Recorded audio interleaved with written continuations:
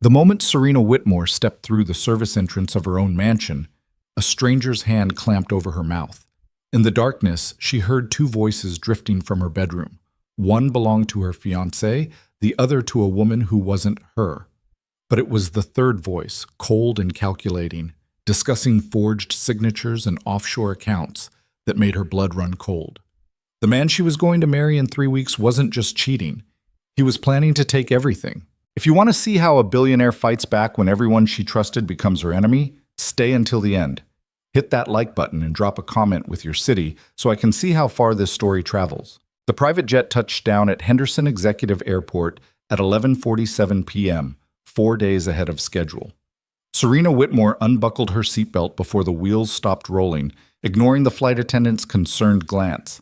She'd been in Singapore for 2 weeks negotiating a merger that should have taken a month, but she'd pushed through 70-hour work weeks and back-to-back meetings fueled by espresso and sheer stubbornness. The deal closed early. She wanted to surprise Marcus. Her driver wasn't waiting at the hangar. She hadn't told anyone she was coming home. Serena threw her carry-on into the trunk of the town car she'd arranged through a different service, one Marcus didn't know about. It was a small paranoia, probably unnecessary, but her father had taught her never to be completely predictable. The moment everyone knows your pattern, he used to say, is the moment someone can use it against you. She'd laughed at him back then. She wasn't laughing now as the car wound through the empty streets of Henderson toward the estate in the hills. The mansion sat on 4 acres, a modern architectural statement of glass and steel that had been featured in Architectural Digest 3 years ago. Marcus had loved that article. He'd bought 10 copies and left them strategically placed around the house for visitors to find. At the time, she'd thought it was sweet. He was proud of her success, proud to be marrying into the Whitmore legacy. The car pulled up to the service gate instead of the main entrance, another of her father's habits she'd inherited. "Always have a back door?" he'd told her during one of their last conversations before the cancer took him. "And make sure nobody knows you know where it is." She paid the driver in cash, waited until the taillights disappeared down the hill, then punched in the 6-digit code that opened the service entrance. The gate rolled open silently. She'd had it maintained specifically to avoid the grinding sound the main gate made. The grounds were dark, except for the ambient lighting along the pathways. Marcus's Porsche sat in the circular driveway, which was odd because he'd told her he was spending the week at his mother's place in Scottsdale. She stared at the car for a long moment, her hand tightening on the handle of her carry-on. Maybe he'd come back early too. Maybe he'd missed her. She walked toward the service entrance at the back of the house, the one the staff used. Her heels clicked softly on the flagstone path. She'd almost reached the door when it opened and a hand shot out, grabbing her wrist and yanking her inside. Serena's scream died in her throat as another hand covered her mouth. She was pulled backward into the darkness of the service corridor, her carry-on clattering to the floor. "Don't scream." The voice was male, low, urgent. "Please, I'm trying to help you." She bit down hard on the palm covering her mouth. The hand jerked away with a muffled curse. "Jesus, okay, I deserve that." The voice backed away slightly. "Ms. Whitmore, please just listen for 10 seconds. My name is Noah Bennett. I work here. I clean the floors, maintain the grounds, and right now you need to not walk through that door." Serena's eyes were adjusting to the dim light. She could make out a tall figure, lean build, wearing a maintenance uniform. He was holding his bitten hand against his chest. "You have 5 seconds to explain why I shouldn't call security," she said, her voice shaking despite her attempt at authority. "Because your fiancé is in your bedroom," Noah said quickly, "and he's not alone." The words hit her like cold water. She opened her mouth, closed it, tried to find a response that made sense. You're lying. Marcus is in Scottsdale." "He told you he was in Scottsdale," Noah corrected. "He's been here all week, with her." "Her?" "I don't know her name. Blonde, late 20s, drives a white Tesla. She's been staying in the master bedroom since Tuesday." Serena felt something crack in her chest, a physical sensation like ice breaking. "You're mistaken. I don't even know who you are. How do I know you're not—" "Come with me," Noah interrupted. He moved down the corridor, gesturing for her to follow. "There's a passage that runs behind the library. Original builder installed it for servants. It connects to a hidden door behind the bookshelf.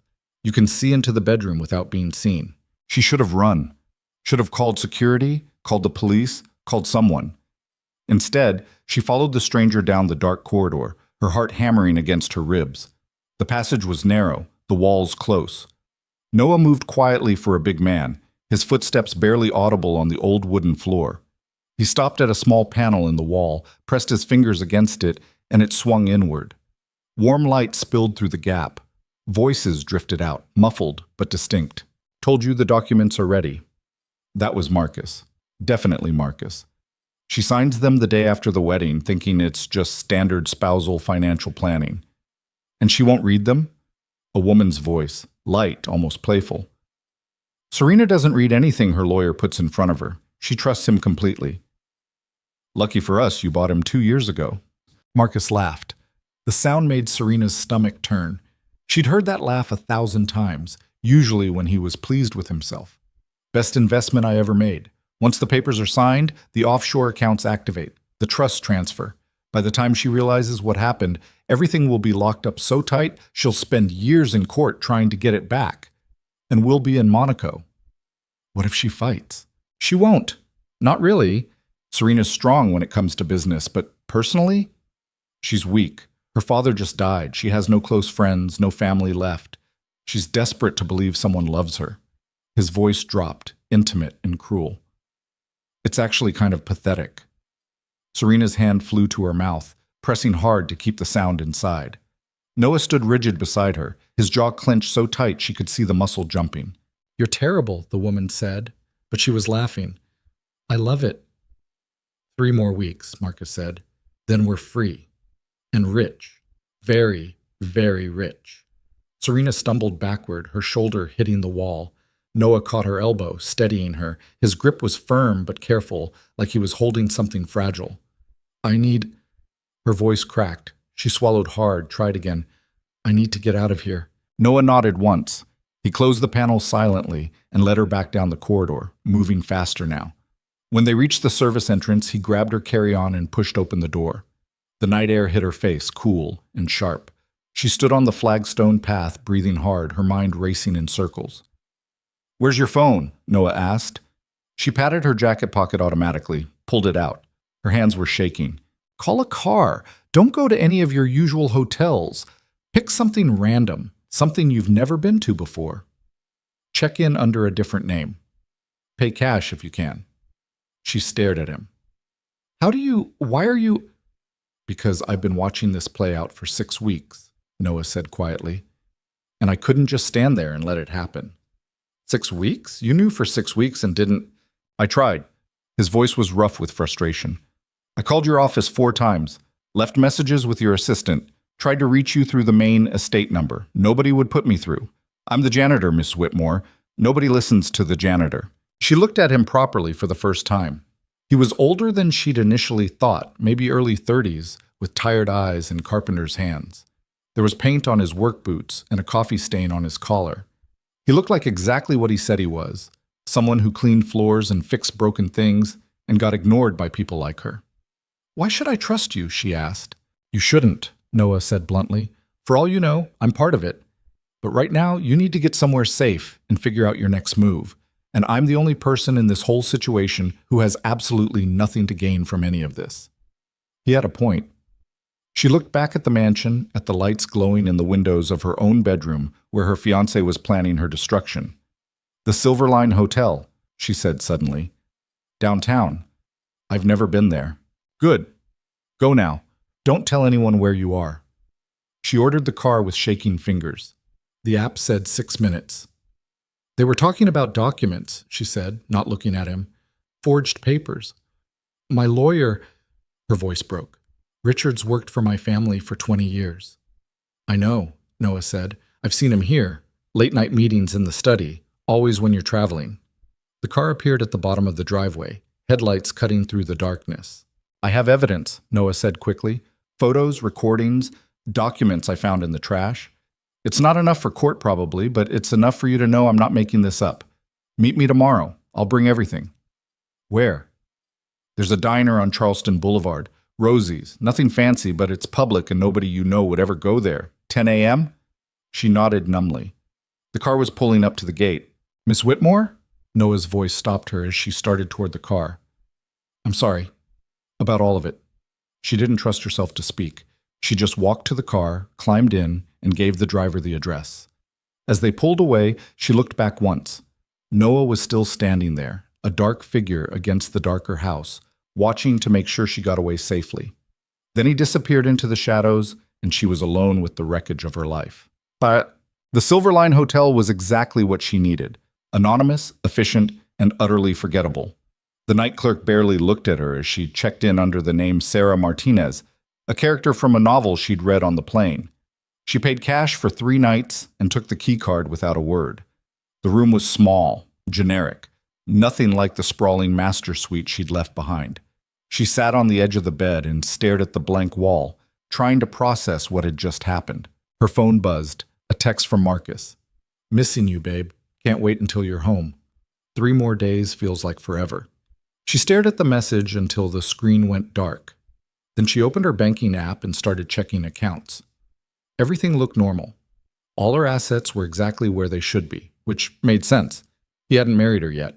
He was waiting, being patient, planning every detail while she walked around like an idiot, thinking herself lucky to have found love. Another text. Dream about you every night. We're going to have such a beautiful life together. She turned off the phone and threw it on the nightstand. The ceiling had a water stain in the corner, a brown bloom spreading across the white paint. She counted the cracks radiating from it. 12. Unlucky number. At some point, she fell asleep in her clothes, still wearing her shoes, with all the lights on. Optipat. She woke at dawn to sunlight stabbing through the thin curtains. Her mouth tasted like metal, and her neck ached from the cheap pillow. For a moment, she forgot where she was. Then it all came rushing back. She showered in the tiny bathroom, using the miniature bottles of shampoo that smelled like fake lavender. Her reflection in the mirror looked pale and hollow-eyed. She'd lost weight in Singapore, working through meals and sleeping 4 hours a night. Now she looked like a stranger. At 9:30, she called another car. The driver didn't try to make conversation, which was good because she had nothing to say. Rosie's Diner was a relic from the 70s, all vinyl booths and chrome trim. A waitress with a name tag that said Donna pointed her to a booth in the back without being asked. Noah was already there, sitting with his back to the wall, a cup of coffee going cold in front of him. He looked different in daylight. Younger somehow, despite the lines around his eyes. He was wearing clean jeans and a flannel shirt, and he stood up when she approached, a gesture that seemed old-fashioned and oddly comforting. "You came," he said. "I shouldn't have," Serena replied, sliding into the booth across from him. "This is insane. I don't know you. I don't know why I'm here." "Because you need to know the truth," Noah said simply. He pulled a manila envelope from the messenger bag beside him and set it on the table between them. "It's all in here." She stared at the envelope like it might explode. Donna appeared with a pot of coffee. "What'll it be, honey?" "Just coffee," Serena said. "Black." "You should eat something," Noah said after Donna left. "You look like you haven't slept." "Don't." Her voice came out sharper than she intended. "Don't pretend to know me or care about me. Just show me what you have." Something flickered in his eyes, hurt, maybe, or frustration, but he just nodded and pushed the envelope toward her. Inside were photographs. Lots of them. Marcus meeting with an older man she recognized as Richard Walsh, her family's attorney. Marcus with the blonde woman, kissing her in the driveway of the mansion.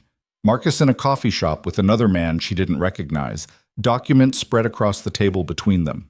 There were printouts of text messages, screenshots of emails discussing S's accounts, and the transfer schedule, and post-wedding access. There were copies of bank statements for accounts she'd never seen before, all opened in the last year, all with Marcus's name attached. And there were documents, legal papers with her signature on them, except she'd never signed them. The signature was close, but not quite right. The loop of the S was too wide. "Where did you get these?" she whispered.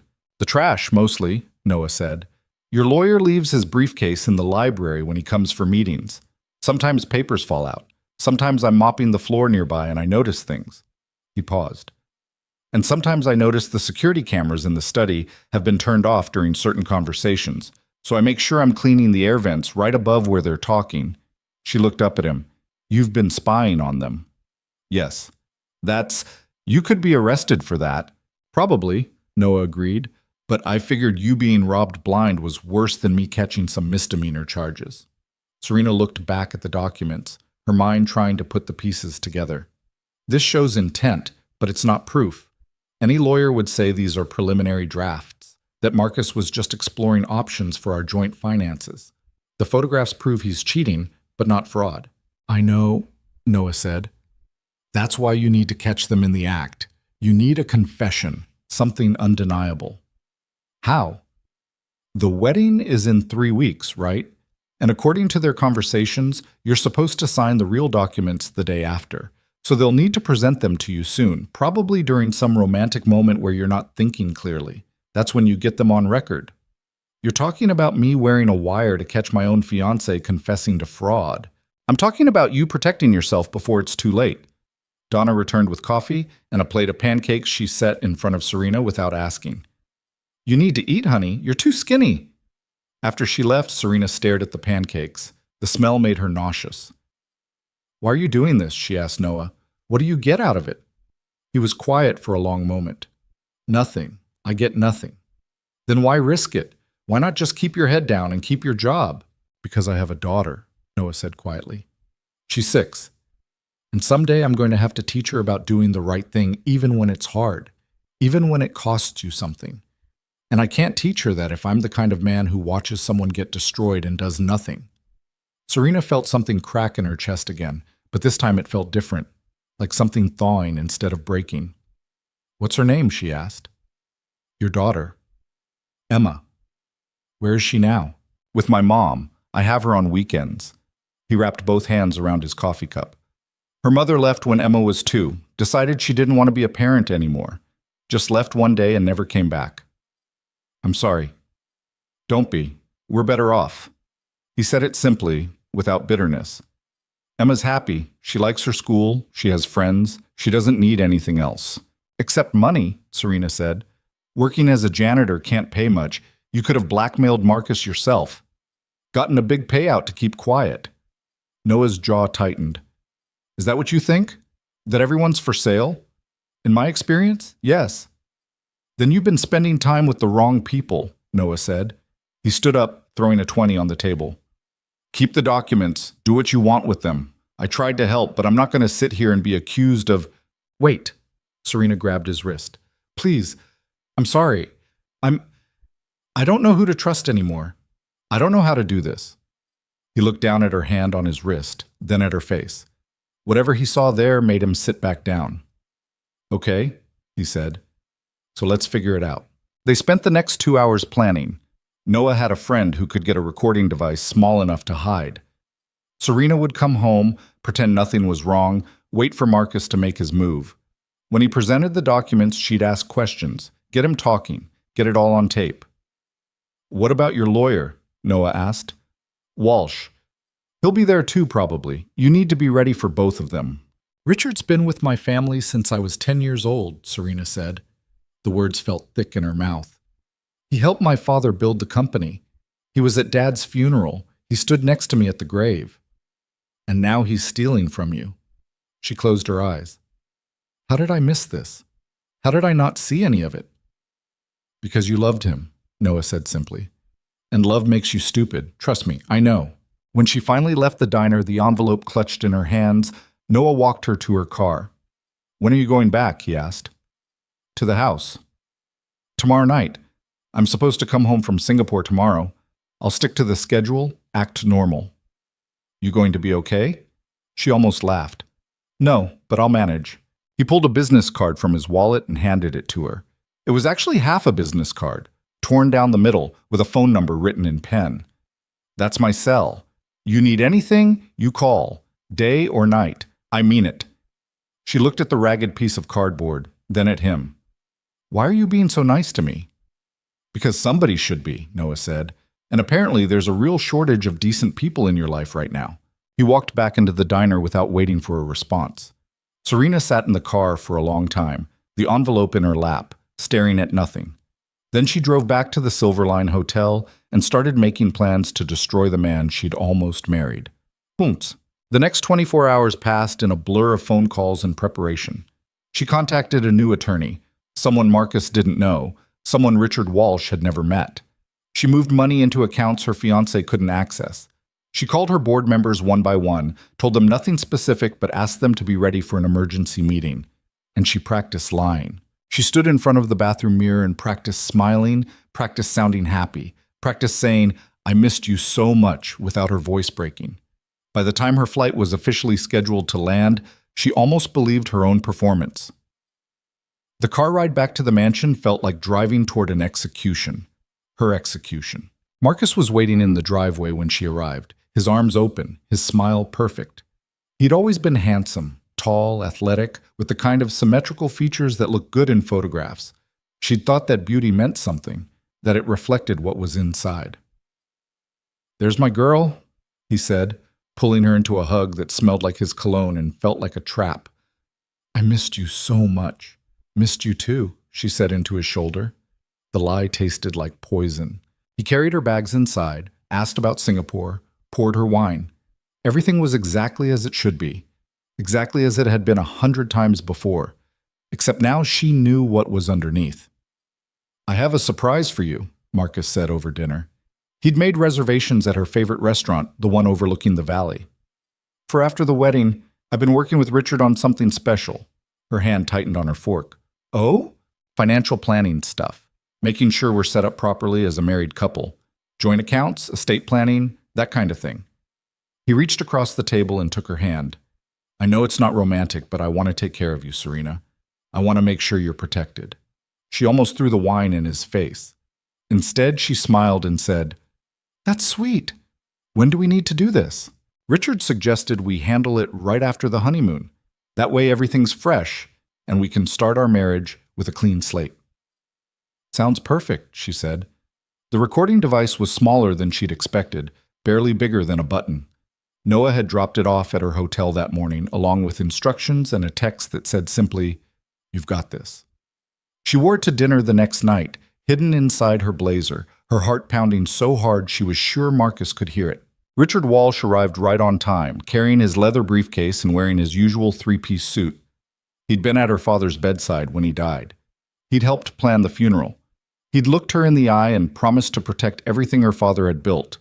And now he was here to help steal it. "Serena," Richard said warmly, kissing her cheek. "You look wonderful. Singapore agreed with you." "Thank you, Richard." She managed to keep her voice steady. "Marcus said you had some papers for us to review?" "Just routine matters," Richard said, settling into the chair across from her in the study. "Post-wedding financial planning, making sure all your assets are properly aligned now that you'll be married." Marcus poured bourbon for the three of them, playing the gracious host. Serena noticed he barely touched his own glass. The documents came out of the briefcase, crisp and official-looking. Richard spread them across the desk, pointing to various sections. "This first set transfers certain accounts into a joint trust," he explained. "Standard practice for married couples of your wealth level. It protects both of you in case anything happens." Serena leaned forward, studying the papers. The recording device felt like it was burning through her jacket. "These account numbers, some of them I don't recognize." "Consolidation accounts," Richard said smoothly. "We'll be moving funds from your various holdings into these central trusts for easier management." "And Marcus has equal access to all of them?" "Of course. You're going to be husband and wife. What's yours is his, what's his is yours." Except Marcus had nothing. Marcus came from money that had dried up 2 generations ago. His family name meant something at country clubs and charity galas, but his actual net worth was minimal. Everything he had through her. "Walk me through this section," Serena said, pointing to a clause buried in the middle of page 7. "The part about offshore transfers." Richard's smile flickered for just a second. "That's for tax purposes. Perfectly legal. Many of our clients use similar structures." "Which clients?" "I'm afraid I can't discuss other clients' affairs." "Right." Serena sat back, looking at Marcus. "This is a lot to process. Can we take a few days to think about it?" She saw the panic flash across his face before he covered it. "Babe, Richard took time out of his schedule to come here. We should probably just, I understand it's complicated," Richard interrupted, "but Marcus is right. There are time-sensitive elements. Some of these accounts need to be established before the wedding to maximize the tax benefits. If we wait too long, you'll lose those advantages." How much are we talking about? Serena asked. In total, how much money moves with these signatures? Richard glanced at Marcus, just for a second, but she caught it. Roughly 700 million, Richard said finally. Give or take, $700 million. More than half her fortune. Her father had spent 40 years building that company, sacrificing time with his family, his health, his last years of life. And these two men wanted to take it with a few signatures and some fake legal language. I need some air, Serena said, standing up abruptly. It's a lot of money. I need to think. Serena, Marcus reached for her hand. Just give me a minute. She pulled away and walked to the window, her back to both of them. Behind her, she heard Richard's voice, lower now. You said she wouldn't question it. She's tired from the trip, Marcus replied. She'll sign. She always signs what you put in front of her. She's asking different questions tonight. Did something happen in Singapore? Nothing happened. She's just being neurotic. You know how women get about money. Serena's reflection in the window glass showed a woman on the edge of breaking. But the recording device was still running, and she needed more. She needed them to say it plainly. She turned around. Okay, explain it to me one more time, all of it. I want to understand exactly what I'm signing. For the next hour, she asked questions. Detailed, specific questions about every clause, every account, every transfer. And slowly, carefully, they laid out the whole scheme. Richard explained how the trusts would actually be controlled by shell companies in the Cayman Islands. Marcus described how the money would move through various accounts, becoming untraceable within 72 hours of the wedding. They talked about the timeline, the exit strategy, the contingency plans if she somehow discovered the fraud. They thought they were reassuring her. They thought the details would make her feel secure. Instead, they were confessing to everything. When Marcus finally said, and the best part is, by the time you figure out what happened, we'll be long gone. Serena felt something inside her turn to ice. Gone where? She asked quietly. Marcus laughed. That's the beauty of it, babe. You'll never know. We'll just disappear. New names, new lives, and enough money to live like royalty forever. We? Serena repeated. You and Richard? No, said a voice from the doorway. Him and me. The blonde woman from the bedroom walked in like she owned the place. She was younger than Serena had thought, maybe 26, with the kind of casual confidence that came from never being told no. She crossed to Marcus and kissed him, her hand possessive on his chest. This is Natalie, Marcus said. My fiancée. Well, my real fiancé. The room spun. Serena grabbed the edge of the desk. Sit down before you fall down, Natalie said, sounding bored. We don't have time for dramatics. How long? Serena managed to ask. How long what? Marcus poured himself more bourbon, relaxed now. How long have Natalie and I been together? 3 years. How long have I been planning this? Since the day I met you. You're rich, alone, and desperate for someone to love you. You were perfect. Richard was gathering the papers, sliding them back into his briefcase. Marcus, we should... No, let her hear it, Marcus interrupted. She's going to sign anyway. What's she going to do? Call the police? With what proof? Everything here is legal. Questionable, maybe, but legal. And I've been so careful. The perfect boyfriend, the perfect fiancé. He moved closer to Serena, his voice dropping to something intimate and cruel. I know everything about you, Serena, your health issues, your anxiety medication, your father's disappointment that you never gave him grandchildren. I know you check your phone 40 times a day, hoping for messages from friends who don't exist. I know you cry yourself to sleep wondering if anyone will ever really love you. Every word hit like a physical blow. I studied you, Marcus continued, like a doctoral thesis. Every weakness, every insecurity, every desperate need. You were so easy to manipulate, so grateful for attention, so pathetically eager to believe someone wanted you for more than your money. Natalie laughed, high and sharp. Did you really think someone like Marcus would marry someone like you without a reason? Look in the mirror, honey. You're 30, you're boring, and your best feature is your bank account. Something in Serena broke then. Not her spirit, that had broken days ago. This was different. This was the last chain holding her to the person she used to be, the one who wanted to be loved, who believed in good intentions. That person died in the study that night. The person who stood up from the desk was someone new, someone harder, someone who had stopped caring about being nice or polite or understanding. You're right, Serena said quietly. I was pathetic. I was desperate. I wanted so badly to believe you loved me that I ignored every red flag, every inconsistency, every lie. Marcus smiled, thinking he'd won. But here's the thing about underestimating people, Serena continued. Eventually, they surprise you. She unbuttoned her blazer and pulled out the recording device, holding it up so they could all see it. This has been recording for 2 hours. Every word, every confession, every detail of your fraud.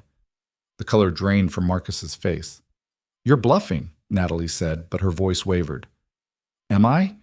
Serena pulled out her phone and played back the last 10 minutes. Their voices filled the study, crystal clear. By the time you figure out what happened, we'll be long gone. Richard stood up so fast his chair fell over. That's illegal. You can't record someone without consent in Nevada. Actually, said a new voice from the door, Nevada is a one-party consent state. As long as one person in the conversation knows they're being recorded, it's perfectly legal. Serena's new attorney, Jennifer Chen, walked into the study with 2 police officers behind her. I've been listening to the feed from Ms. Whitmore's device for the past hour. We have more than enough evidence for fraud, conspiracy, and theft by deception charges. Marcus backed toward the window. Serena, wait. Let's talk about this. We can work something out. No, Serena said. We really can't. You love me. I know you do. You wouldn't destroy what we have over you stealing $700 million from me? Serena's laugh was cold and sharp. Over you mocking me to your girlfriend while planning to leave me penniless? Over you and my father's trusted attorney conspiring to destroy everything my family built? She stepped closer to him. What exactly do you think I should overlook, Marcus? Your lies? Your betrayal? The fact that every moment we spent together was a performance while you plotted my destruction? Ms. Whitmore, one of the police officers said gently, we can take it from here. They put Marcus in handcuffs. He fought, struggling and swearing. Natalie tried to run, but the second officer caught her at the front door. Richard Walsh sat in his chair looking suddenly old, his hands shaking. Serena, please, think about your father. Think about what he would want. Don't you dare speak about my father, Serena said, her voice like ice. You sat at his bedside and promised to protect his legacy. You looked me in the eye at his funeral and said you'd always be there for me. And all along you were planning this. It wasn't personal, Richard said weakly. It was just business. It's always personal, Serena replied. You just don't care enough to notice. She walked out while they were still reading Richard his rights. Walked through her own house like a stranger, past the photos on the walls of her and Marcus, past the engagement ring display case he'd insisted on, past the wedding planner samples spread across the dining room table. The mansion felt like a mausoleum, beautiful and empty and full of dead things. She found Noah outside, sitting on the back steps, looking out at the dark expanse of her property. He'd been there the whole time, waiting to make sure she was okay. It's done, she said. He looked up at her. You all right? No, but I will be. Blue and red lights were starting to flash in the driveway. More police arriving, probably reporters soon too, once word got out. Do you have somewhere to go? Noah asked. You can't stay here tonight. She hadn't thought that far ahead. But he was right.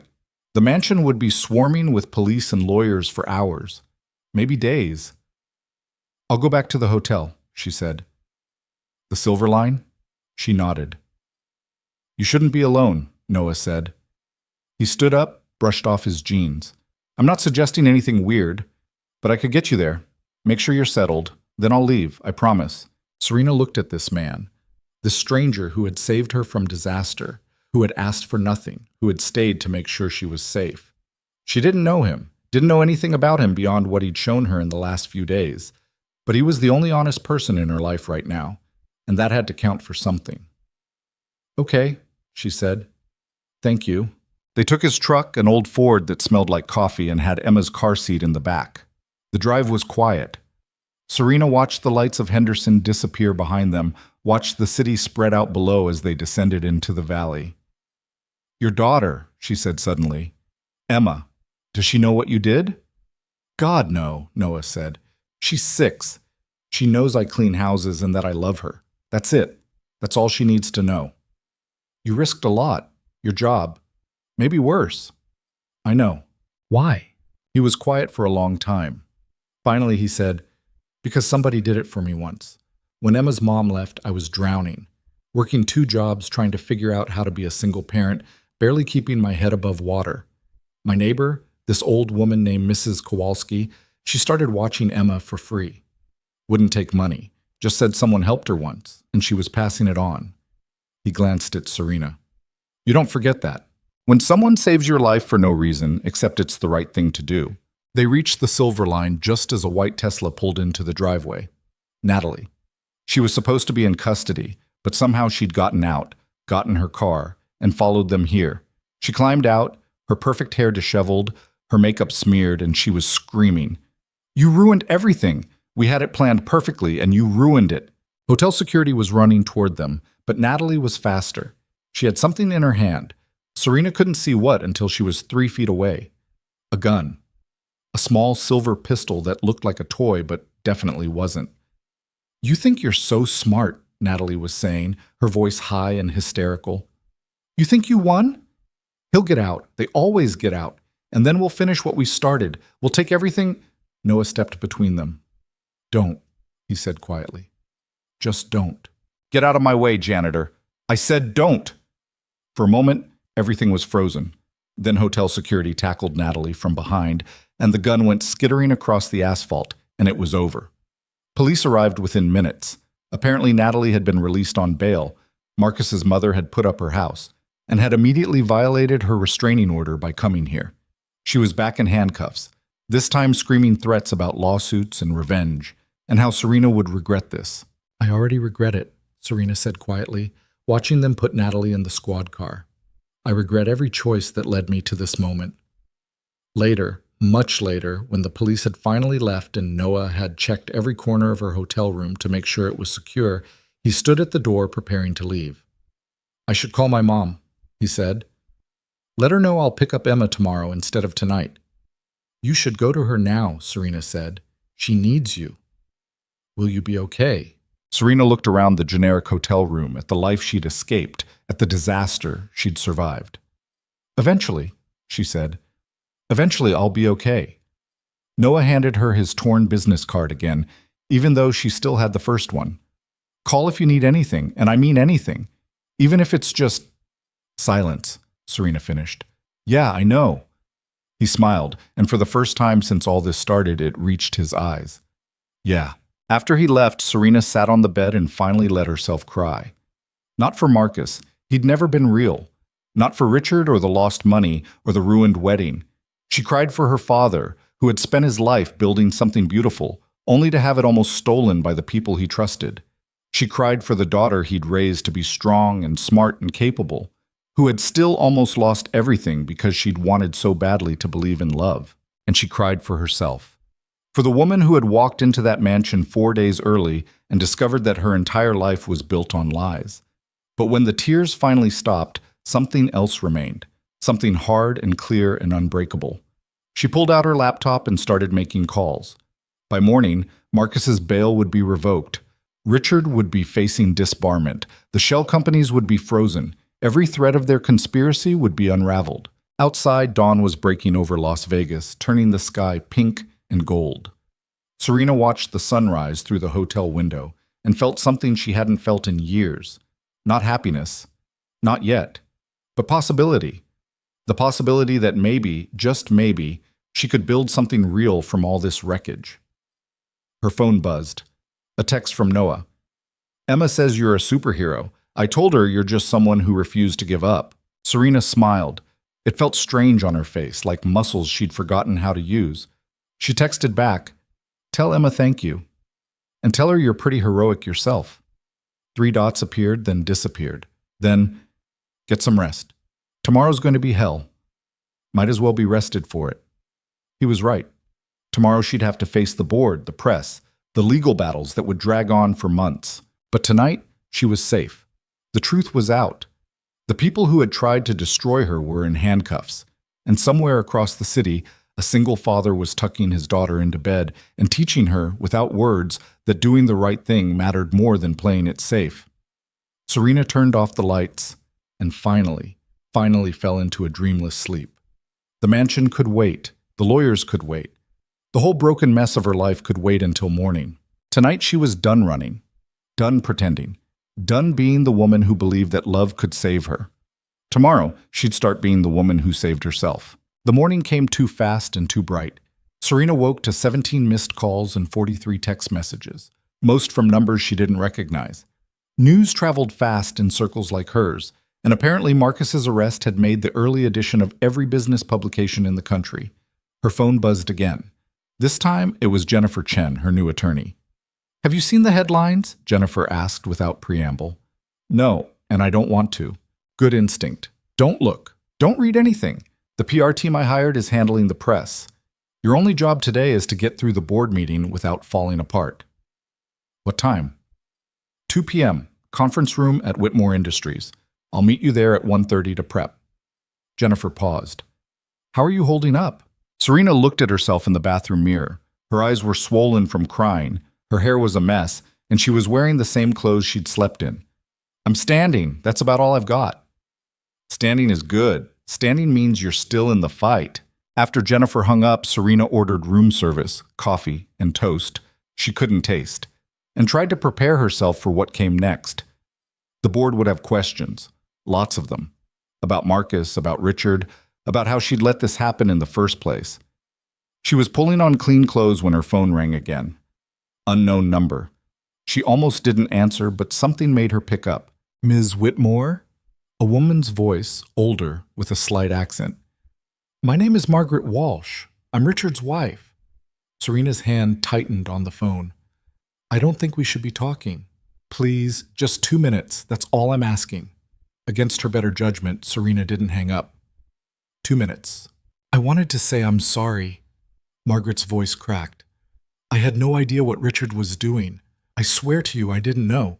We've been married 34 years and I thought I knew him. But this—" She broke off, crying softly. "Your father was Richard's best friend. They built that company together. I don't understand how he could—" "Mrs. Walsh, I appreciate the call, but your husband made his choices. He has to live with them." I know he does." Margaret took a shaky breath. "I'm divorcing him. Filed papers this morning. I wanted you to know that. I won't benefit from what he tried to do to you. I won't take a penny of it." Something in Serena softened slightly. "That's not necessary. Whatever assets you have, they're yours. I'm not coming after you." "You'd be within your rights if you did." "Maybe, but I'm tired of punishing people who didn't actually hurt me." Serena sat on the edge of the bed.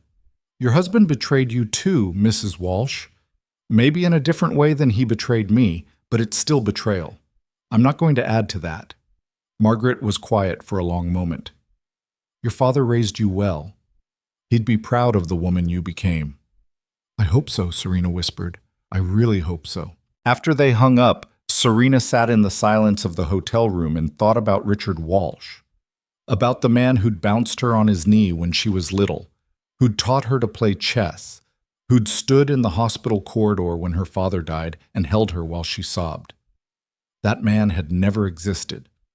Or maybe he had, once, and greed had killed him slowly over the years until only the shell remained. She'd never know which. And it didn't matter anymore. By 1 p.m., Serena was standing outside the Whitmore Industries building, a glass and steel tower downtown that bore her family name in chrome letters 10 feet tall. She'd worked in this building since college, had an office on the 20th floor, knew every security guard by name. But today, walking through those doors felt like entering enemy territory.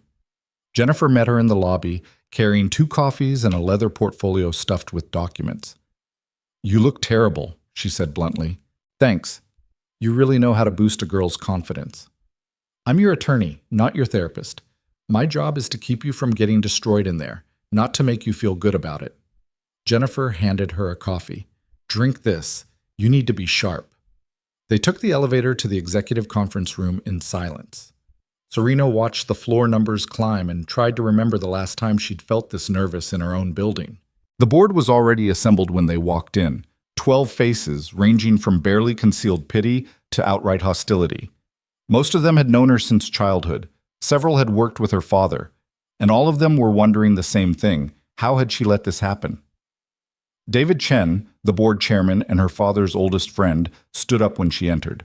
"Serena, thank you for coming." "It's my company, David. Where else would I be?" A flicker of approval crossed his face. "Fair point. Please, sit. We have a lot to discuss." The next hour was brutal. They went through every detail of Marcus's scheme, Richard's involvement, the forged documents, the shell companies. Jennifer fielded most of the legal questions while Serena sat rigid in her chair, answering only when directly addressed. "The question we need to answer," said Patricia Monroe, the CFO, "is how this happened in the first place. Richard Walsh had unrestricted access to sensitive financial information. How did he get that access?" "My father gave it to him," Serena said quietly. 20 years ago, when they restructured the company, Richard was supposed to be the guardian, the one person we could trust completely. "And you never thought to verify that trust?" "No." Serena met Patricia's eyes directly. "I didn't. My father trusted him, so I trusted him. That was my mistake." "A mistake that almost cost this company $700 million, Patricia shot back. "But didn't," Serena replied, her voice hardening. "Because I caught it, I stopped it, and I made sure everyone involved is now facing criminal charges." "After you got engaged to a con artist," someone muttered from the end of the table. Serena turned to face him. Gerald Rothstein, a board member who'd been pushing for her removal since her father died. "Say that again, Gerald. Louder this time." Gerald had the grace to look uncomfortable. "I'm just saying, your judgment..." "My judgment caught a sophisticated fraud that fooled a lawyer with 30 years of experience. My judgment gathered evidence, documented everything, and handed law enforcement a case so airtight that all 3 defendants are looking at federal time." She stood up, placing her hands flat on the conference table. "So unless you're suggesting I should have psychically known that my fiancé was a criminal, I'd recommend you choose your next words very carefully." The room went silent. David cleared his throat. "The point is, Serena, we need to ensure this never happens again. We're implementing new protocols. All board members will have financial oversight access.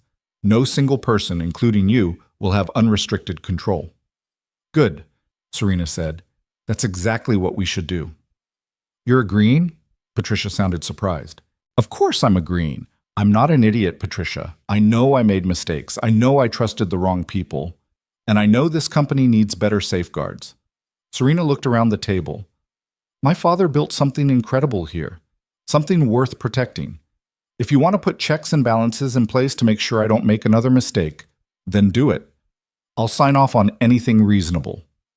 The tension in the room shifted slightly. Not gone, but eased. "There's one more thing," David said. "The wedding. It was supposed to be in 2 weeks. High profile, lots of press coverage. We need to make a statement before the media circus gets completely out of control." "I'll handle it," Serena said. "Give me 24 hours. I'll put together a press release and schedule a brief statement. Nothing dramatic, just the facts. Will you take questions?" "Absolutely not." Jennifer nodded approvingly. "Smart. The less you say, the less ammunition they have." The meeting dragged on for another hour, covering security protocols, financial audits, and crisis management strategies. By the time it ended, Serena felt like she'd been physically beaten. David walked her to the elevator.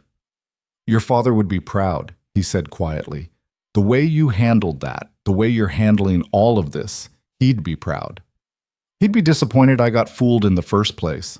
He'd be human enough to understand that love makes people stupid." David smiled sadly. "He married your mother, after all. Took him 3 years to realize she was only interested in his money, nearly bankrupted himself in the divorce." Serena had forgotten that. Her mother had left when she was 6, disappeared to Europe with her settlement, and never looked back. "I guess I come by it honestly, then." "You come by a lot honestly, including the stubbornness." David squeezed her shoulder. "Take a few days, get your head straight. The company will survive without you for a week." "I'll think about it." She didn't take a few days. She went back to work the next morning, because sitting alone in a hotel room thinking about Marcus made her want to throw herself off the roof. Work was better. Work was something she could control. Her assistant, Emily, nearly cried when Serena walked into the office. "I'm so sorry. I should have seen something. I should have known." "How?" Serena asked. "How would you have known? He fooled everyone, Emily. Professional investigators, lawyers, me. You had no reason to suspect anything. But he was always so charming. Too charming, you know? I should have... Should have what? Told me my fiancé smiled too much? Come on." Serena dropped her bag on her desk. "What I need from you is coffee, a summary of everything that happened while I was dealing with this mess, and absolutely no sympathy. Can you do that?" Emily nodded, wiping her eyes. "Yeah, I can do that." The coffee appeared 3 minutes later, along with a stack of folders and a handwritten note. "You're stronger than you think." Serena tucked the note into her drawer and got to work. 3 days passed in a blur of conference calls, damage control, and carefully worded statements to the press. Marcus made bail again. His mother had mortgaged everything she owned, but he was under house arrest with an ankle monitor. Natalie was still in custody, charged with assault in violation of a restraining order. Richard had been formally disbarred and was cooperating with prosecutors in exchange for a reduced sentence. The whole thing was falling apart exactly the way it should. So why did Serena still feel like she was drowning? She was working late on Thursday when her phone buzzed. A text from an unknown number. "How are you holding up?" She stared at it for a moment before realizing it was Noah. She'd never actually saved his number. Tired, angry, still standing. She paused, then added, "How's Emma?" "Drawing pictures of you punching bad guys. I tried to explain that's not exactly what happened, but she's committed to the narrative." Despite everything, Serena smiled. "Tell her I appreciate the artistic license. She also wants to know if you have a cape." I told her no, but she seemed skeptical. "No cape. Just a good lawyer and a recording device. Less dramatic, but probably more effective." Serena looked at the clock. 8:30 p.m. She'd been in the office for 12 hours and hadn't eaten anything since breakfast. Her stomach was a knot of anxiety and exhaustion, and the thought of going back to that sterile hotel room made her want to scream. She typed, "Are you busy right now?" 3 dots appeared immediately. Define busy. "Emma's asleep and I'm watching a cooking show I'm not really watching. Why? I need to get out of this office before I do something stupid like throw my computer through the window. Do you want to grab food?" The dots appeared and disappeared 3 times before he finally responded. "You sure that's a good idea? Press is everywhere. Last thing you need is photos of you having dinner with the janitor. I don't care about the press. And you're not the janitor anymore. You quit, remember?" There was a longer pause this time. "Yeah, I quit." Still weird saying it out loud. "So is that a yes or a no?" "It's a yes, but somewhere quiet. Not one of those places where people take pictures of their food." "Deal. There's a Thai place on Spring Mountain. Palin." "Know it? I'll find it. 30 minutes? Perfect." Serena grabbed her jacket and was halfway to the elevator when Emily appeared from nowhere. "Going somewhere?" "Home. Maybe. I don't know." Emily's eyes narrowed. "You're meeting someone." "What? No, I'm just... How do you even..." "You're smiling. You haven't smiled in days. So either you're meeting someone or you've finally had a complete psychotic break." Emily crossed her arms. "Please tell me it's not Marcus." "It's definitely not Marcus. It's..." Serena hesitated. "It's the guy who helped me figure out what Marcus was doing. Noah. We're just getting food." "Noah?" Emily's expression shifted from concern to interest. "The janitor? Former janitor. And don't look at me like that." "Like what?" "Like you're planning my wedding. We're getting Thai food, not getting married." "Right, Thai food. With the guy who saved your life and asked for nothing in return. Nothing romantic about that at all." Serena felt her face heat. "It's not... We're not... It's just food, Emily." "Uh-huh, uh-huh. Well, you have fun with your just food, and maybe wear some lip gloss, just saying." Serena did not wear lip gloss, but she did check her reflection in the elevator on the way down, which was basically the same thing. The Thai restaurant was tucked into a strip mall between a laundromat and a closed pharmacy, the kind of place you'd drive past 100 times without noticing. Inside, it was small and warm, with plastic tablecloths and mismatched chairs and the smell of lemongrass and chili. Noah was already there, sitting at a table in the back. He stood up when she walked in, and she noticed he'd changed out of his work clothes into clean jeans and a button-down shirt that looked like he'd ironed it. You didn't have to dress up, she said. I didn't. This is just... He looked down at himself. Okay, yeah. I dressed up a little. Felt weird meeting you in my paint-stained stuff. I wouldn't have cared. I know, but I would have. They ordered too much food. Pad thai, green curry, spring rolls, mango sticky rice, and spent the first 10 minutes eating in awkward silence. Finally, Noah said, So, how bad is it? The company? The press? My complete humiliation? All of it. Serena set down her fork. The company's fine. The press is vultures. And the humiliation is... She paused. It's manageable. Barely, but manageable. That's something. Is it? Because from where I'm sitting, I got played by a con artist, betrayed by my family's lawyer, and almost lost everything my father built. That doesn't feel like something. That feels like failure. Noah was quiet for a moment. You know what I see when I look at you? Please don't say a victim. I can't handle inspirational speeches right now. I was going to say someone who got hit by a truck and still managed to get up and walk away. He picked up a spring roll, examined it like it held the secrets of the universe. When Emma's mom left, I spent 3 months convinced I'd failed. Failed as a husband, failed as a father, failed as a person. Kept thinking if I'd just been better, smarter, more something, she wouldn't have left. What changed? Emma, she was 3, and one day she looked at me and said, Daddy, why are you always sad? And I realized I was teaching her that failure meant giving up, that getting hurt meant staying hurt. He looked up at Serena. You didn't fail. You got hurt. There's a difference. Serena felt something tight in her chest loosen slightly. When did you become so wise? I'm not wise. I'm just a guy who made a lot of mistakes and learned from them. He smiled. Also, I watch a lot of daytime talk shows while Emma's at school. You pick up things. She laughed, actually laughed, for the first time in days. Oh my God, you're getting life advice from Dr. Phil. Hey, don't knock Dr. Phil. That man knows his stuff. They talked for 2 hours. About Emma, about work, about everything except Marcus and the trial and the disaster her life had become. Noah told her about Emma's obsession with dinosaurs, about his mother's terrible cooking, about the time he accidentally locked himself in a client's bathroom and had to climb out the window. Serena told him about her father, about building the company, about the pressure of carrying a legacy she hadn't asked for but couldn't abandon. Do you ever wish you could just walk away? Noah asked. Sell everything, move to an island, drink fruity cocktails for the rest of your life? Every day, Serena admitted. But then I think about my father working 80-hour weeks to build something that mattered, something that employed thousands of people, that created opportunities, that meant something beyond just making money. And I can't let that go, even when it's hard, especially when it's hard. He'd be proud of you. You didn't know him. No, but I know you, and if you're anything like him, he'd be proud. When they finally left the restaurant, the night air was cool and clear. They stood in the parking lot, neither quite ready to leave. Thank you, Serena said, for tonight, for listening, for not treating me like I'm broken. You're not broken, Noah said. You're just figuring out who you are without all the bullshit in the way. And who am I? I don't know, but I'm guessing you're about to find out. He walked her to her car, waited until she was safely inside. As she drove away, she watched him in the rearview mirror, standing under the streetlight, hands in his pockets. Emily was right. There was something there. Something real and dangerous and completely inappropriate given everything she was dealing with.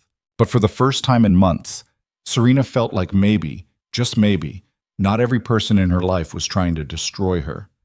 The next morning, Jennifer called with news. Marcus wants to make a deal. Serena was in the middle of a budget meeting. She excused herself and stepped into the hallway. What kind of deal? He'll plead guilty to fraud, cooperate with the investigation into Richard's other dealings, and agree to a restraining order that lasts the rest of his life. In exchange, he wants you to drop the civil suit and agree not to pursue restitution for emotional damages. He wants me to let him off easy. Essentially, yes. Serena looked out the window at the city sprawling below her. Somewhere out there, Marcus was sitting in his mother's house with an ankle monitor, probably still convinced he could talk his way out of this. No deal, she said. Serena, think about this. A trial will drag on for months. The press coverage will be brutal. Every detail of your relationship will be picked apart in public. Are you sure you want to go through that? I'm sure I want him to face consequences for what he did. Not just to me, but to everyone he's hurt. His mother mortgaged her house to bail him out. Natalie's family spent their savings on her defense. Richard's wife is divorcing him and losing everything. Marcus doesn't get to walk away from that because it's convenient. Jennifer was quiet for a moment. Okay, I'll tell them no deal. But you need to prepare yourself for what comes next. This is going to get ugly. It's already ugly. At least this way, it'll be honest. The trial date was set for 3 months out. In the meantime, Serena threw herself into work, into rebuilding the security systems at Whitmore Industries, into proving she was more than the woman who almost lost everything to a con artist. She saw Noah twice more in those weeks. Once at a coffee shop near her office, where they talked about nothing important and everything that mattered. Once at a park where he'd taken Emma to fly kites, and Serena had stopped by because she happened to be driving past. And that was a complete lie, but Noah was kind enough not to point it out. Emma was exactly as advertised, 6 years old, obsessed with dinosaurs, convinced Serena had superpowers. Did you really punch the bad guy? Emma asked, looking up at Serena with huge brown eyes. Not exactly. I outsmarted him instead. That's even better, Emma declared. Daddy says brains are better than muscles. Daddy's right. Daddy's always right, Emma said with complete confidence, except when he makes breakfast. Then he burns everything. Noah groaned. One time. I burned toast one time and you'll never let me forget it. It was really burned, Emma said seriously, like super burned. Watching them together made something ache in Serena's chest. Not envy, exactly. More like longing for something she'd never had. That easy comfort, that uncomplicated love. Later, after Emma ran off to chase birds, Noah said quietly, You don't have to keep stopping by, you know. I'm not expecting anything. I know. Serena watched Emma spinning in circles, arms outstretched. You make me feel normal, like I'm just a person, not a headline or a cautionary tale or a billionaire heiress, just Serena. That's because you are just Serena. The rest is just noise. The noise is pretty loud. So turn it off for a while. Stop reading the articles. Stop checking your mentions. Just be here. Right now. She tried. She really did. For 30 minutes in that park, watching Emma chase birds and listening to Noah talk about his plans to fix up his truck, Serena almost believed she could be just a normal person having a normal afternoon. Then her phone rang. Jennifer again. We have a problem, Jennifer said without preamble. Marcus's legal team just filed a motion claiming you coerced his confession. They're saying the recording was obtained under duress and should be thrown out. The park disappeared. The normalcy evaporated. Serena was back in the fight, back in the war, back to being someone who couldn't afford a single moment of weakness. I have to go, she told Noah. He didn't ask questions, just nodded and said, Call if you need anything. She didn't call. She went back to her office, met with Jennifer for 4 hours, and drafted a response so airtight that Marcus's lawyers would choke on it. But late that night, alone in her hotel room, she pulled out her phone and texted Noah. Thank you for the afternoon. I needed it more than you know. His response came immediately. Anytime. Seriously. Anytime. She fell asleep with her phone in her hand, and for the first time since everything fell apart, she didn't dream about betrayal. The motion to suppress the recording hit the news cycle like a bomb. By noon, every legal analyst with a camera was debating whether Serena had crossed ethical lines. By evening, Marcus's lawyer was on 3 different networks painting his client as the real victim, manipulated by a vindictive billionaire with unlimited resources.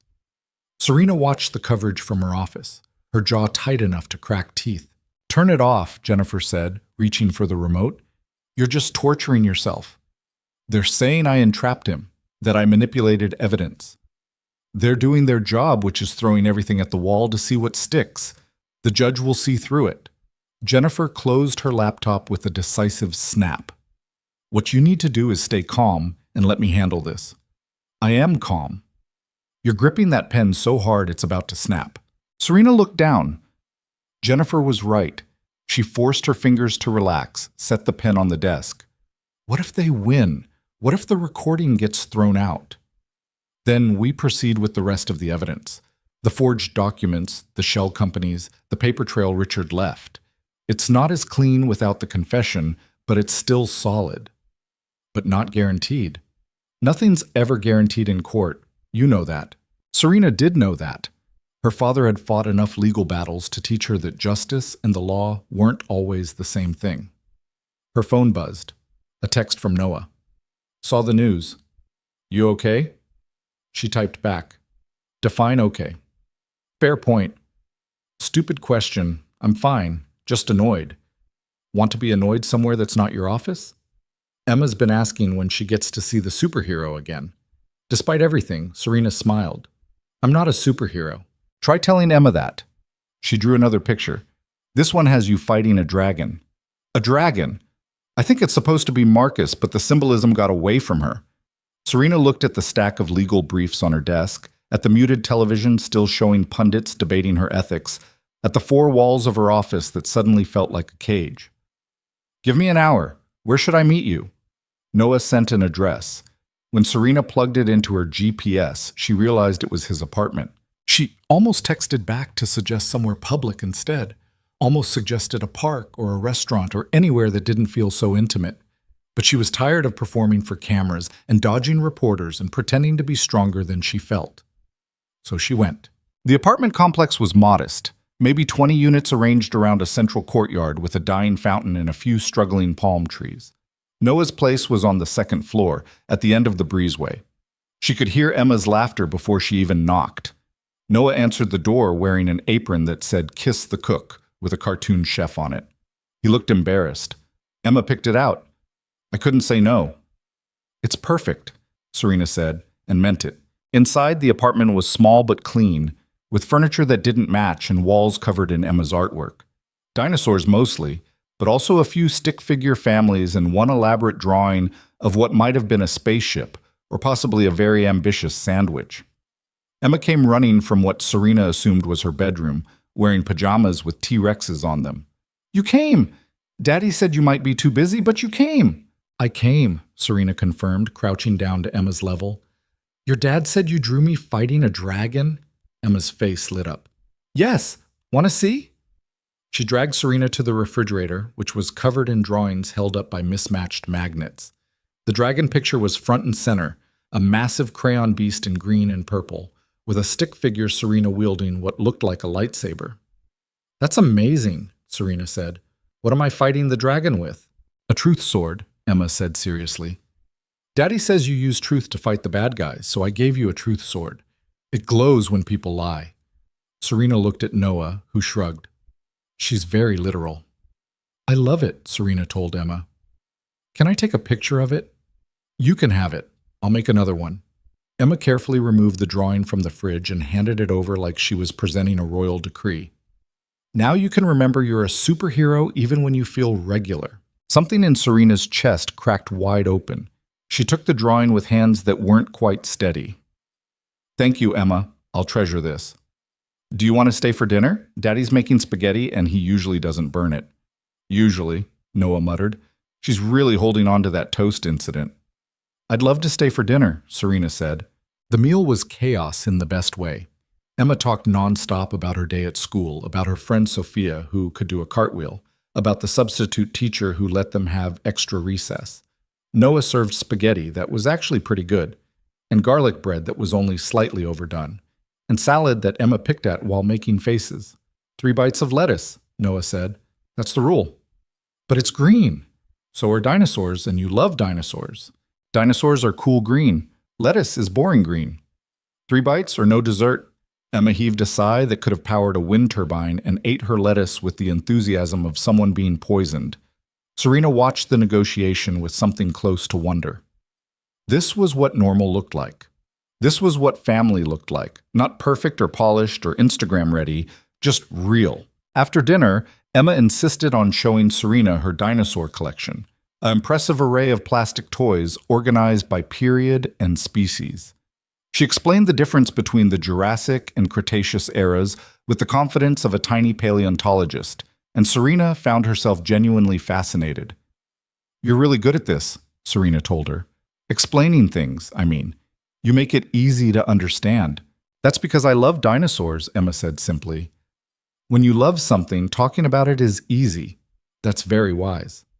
I know, Emma said without a trace of arrogance, just stating facts. At 8 o'clock, Noah announced bedtime. Emma protested. She always protested, apparently, but eventually agreed to put on real pajamas and brush her teeth if Serena would read her a story. The book was about a dinosaur who was afraid of the dark. Emma snuggled into Serena's side as she read, her small body warm and trusting. By the last page, Emma's eyes were drooping. Will you come back? Emma asked sleepily. To visit? If your dad says it's okay. Daddy always says okay to good people, and you're good people. Noah appeared in the doorway. Come on, kiddo, time for sleep. But I'm not tired, Emma said, yawning hugely. Sure you're not. Say goodnight to Serena. Emma wrapped her arms around Serena's neck in a hug that felt like absolution. Good night, superhero. Good night, Emma. After Noah tucked Emma in, he found Serena standing in the living room, still holding the dragon drawing. Sorry if that was overwhelming, he said. Emma doesn't really do boundaries. It was perfect, Serena said quietly. She's perfect. This whole night was... She stopped, not sure how to finish. Normal? Noah suggested.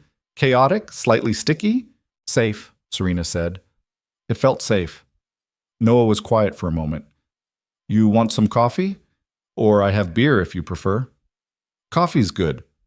They sat on the small balcony overlooking the courtyard, drinking coffee that was too strong and watching moths circle the security lights. Inside, they could hear Emma's white noise machine humming. How do you do it? Serena asked. Raise her alone, work full time, make it all look so easy. It's not easy. It's barely controlled chaos most days.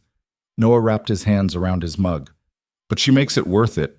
Every terrible day, every moment I want to give up, I look at her and remember why I'm fighting. You're a good father. I'm a terrified father who's making it up as I go, but I'm trying. He glanced at her. How are you really doing? With everything? Honestly? I don't know. Some days I wake up angry.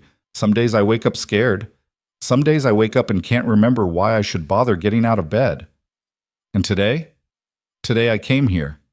And I watched you burn garlic bread and negotiate with a 6-year-old about lettuce, and for 3 hours I forgot that my life is a disaster. She looked at him. So today was good. Noah's expression softened. You can come back any time. Emma would love it, and He stopped himself. And you? I don't hate it, he said quietly, having you here. The air between them shifted, became charged with something neither of them was ready to name. Serena's phone rang, shattering the moment. Jennifer's name flashed on the screen. I have to take this, Serena said apologetically. Of course. She stepped inside, pressed the answer button. What's wrong? Nothing's wrong. Something's right for once. Jennifer sounded energized in a way Serena hadn't heard in weeks. I just got a call from the prosecutor's office. Natalie's lawyer contacted them. She wants to make a deal. What kind of deal? Full cooperation. She'll testify against Marcus, provide documentation of the entire scheme, confirm Richard's involvement. Everything. In exchange, they'll drop the assault charges and recommend probation for the fraud. Serena's heart started racing. Why? Why would she do that? Because Marcus threw her under the bus. His lawyers claiming she was the mastermind, that Marcus was manipulated by her, that he's the real victim in all this. Apparently Natalie didn't appreciate being made into the villain. So she's turning on him. With extreme prejudice. The prosecutor says her testimony alone would be enough to convict even without the recording. Serena leaned against the wall, processing. What do you need from me? Your approval. The DA won't move forward without your consent. You're the victim here. It's your call. Do we trust her? Is this some kind of play? I've seen the preliminary statement. It's detailed, specific, and corroborated by evidence we already have. She's not playing. She's angry and scared and willing to destroy Marcus to save herself. Serena thought about Natalie in the study, laughing about Marcus's manipulation tactics. Thought about her screaming in the hotel parking lot, gun in hand. Thought about how easily people turned on each other when the stakes got high enough. Tell them yes, Serena said. But I want everything in writing. Full immunity agreement, testimony transcripts, the works. If she's going to help bury Marcus, I want to make sure she can't change her mind halfway through. Already on it. I'll have drafts by tomorrow morning. After Jennifer hung up, Serena stood in Noah's small living room and felt the walls of the trap closing around Marcus. The recording, the documents, and now Natalie's testimony. There would be no escaping this, no last-minute deals or technicalities to save him. He was finished. "Everything okay?" Noah asked from the balcony doorway. "Marcus's girlfriend is turning state's witness. She's going to testify against him." Noah let out a low whistle. "Guess there's no honor among thieves." "Guess not. How do you feel about it?" Serena considered the question. "Satisfied? Relieved? Slightly sick to my stomach." "That's fair. It's one thing to want justice. It's another to watch someone's life get destroyed, even when they deserve it." "You think I should feel sorry for him?" "No. I think you're human enough to feel complicated about it. That's different." Serena looked at this man who somehow understood her better than people she'd known for years.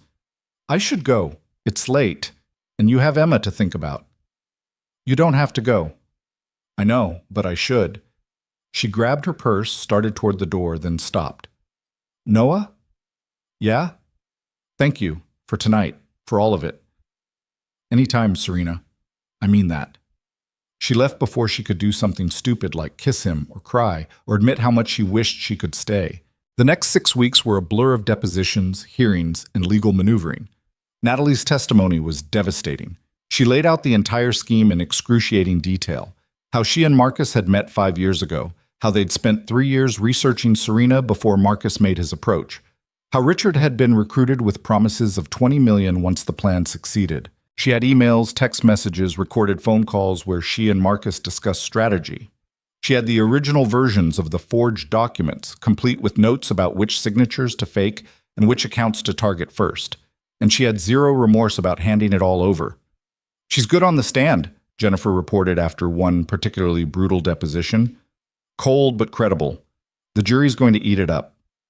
What about Marcus? Falling apart. His lawyer's trying to paint him as a victim of his own ambition, someone who got in over his head. But it's not working, not with Natalie contradicting every word. The trial date arrived faster than Serena expected. She'd been dreading it for months, but when the morning finally came, she felt strangely calm. She wore a navy suit, simple jewelry, minimal makeup. Jennifer had coached her extensively on courtroom demeanor, professional but not cold, composed but not robotic, sympathetic without appearing weak. "You're the victim here," Jennifer reminded her in the car on the way to the courthouse. "Let the jury see that. Don't try to be strong or untouchable. Just be honest." The courthouse steps were packed with reporters. Camera flashes exploded as Serena climbed out of the car, and questions came from every direction. "Ms. Whitmore, do you have any comment on Marcus Bennett's claims of innocence? Do you regret getting engaged to him? What would you say to other women who've been victims of fraud?" Serena kept her head up, her expression neutral, and walked through the gauntlet without saying a word. Jennifer had been clear. No comments, no reactions, nothing that could be taken out of context. Inside, the courtroom was smaller than she expected, more intimate. Marcus sat at the defense table with his legal team, looking thinner than she remembered, wearing a suit that probably cost more than Noah's monthly rent. He didn't look at her when she entered, didn't acknowledge her presence at all. The proceedings started with jury selection, a tedious process that took most of the day. Serena watched potential jurors get questioned about their views on white-collar crime, their experience with fraud, their ability to remain impartial when one party was significantly wealthier than the other. By the time they broke for the day, Serena's head was pounding. "You did good," Jennifer said as they left through a side entrance to avoid the press. "Tomorrow's opening statements. That's when things get real." That night, Serena couldn't sleep. She paced her hotel room, ordered room service she didn't eat, and finally gave up and texted Noah at 11 p.m. "Can't sleep. Trial starts tomorrow for real." His response came immediately. "Want to talk about it?" "Not really. Just wanted to talk to someone who isn't a lawyer." "I can do that." "Emma asked about you today. Wanted to know when you're coming back." "Soon. After this is over. She's making you another drawing.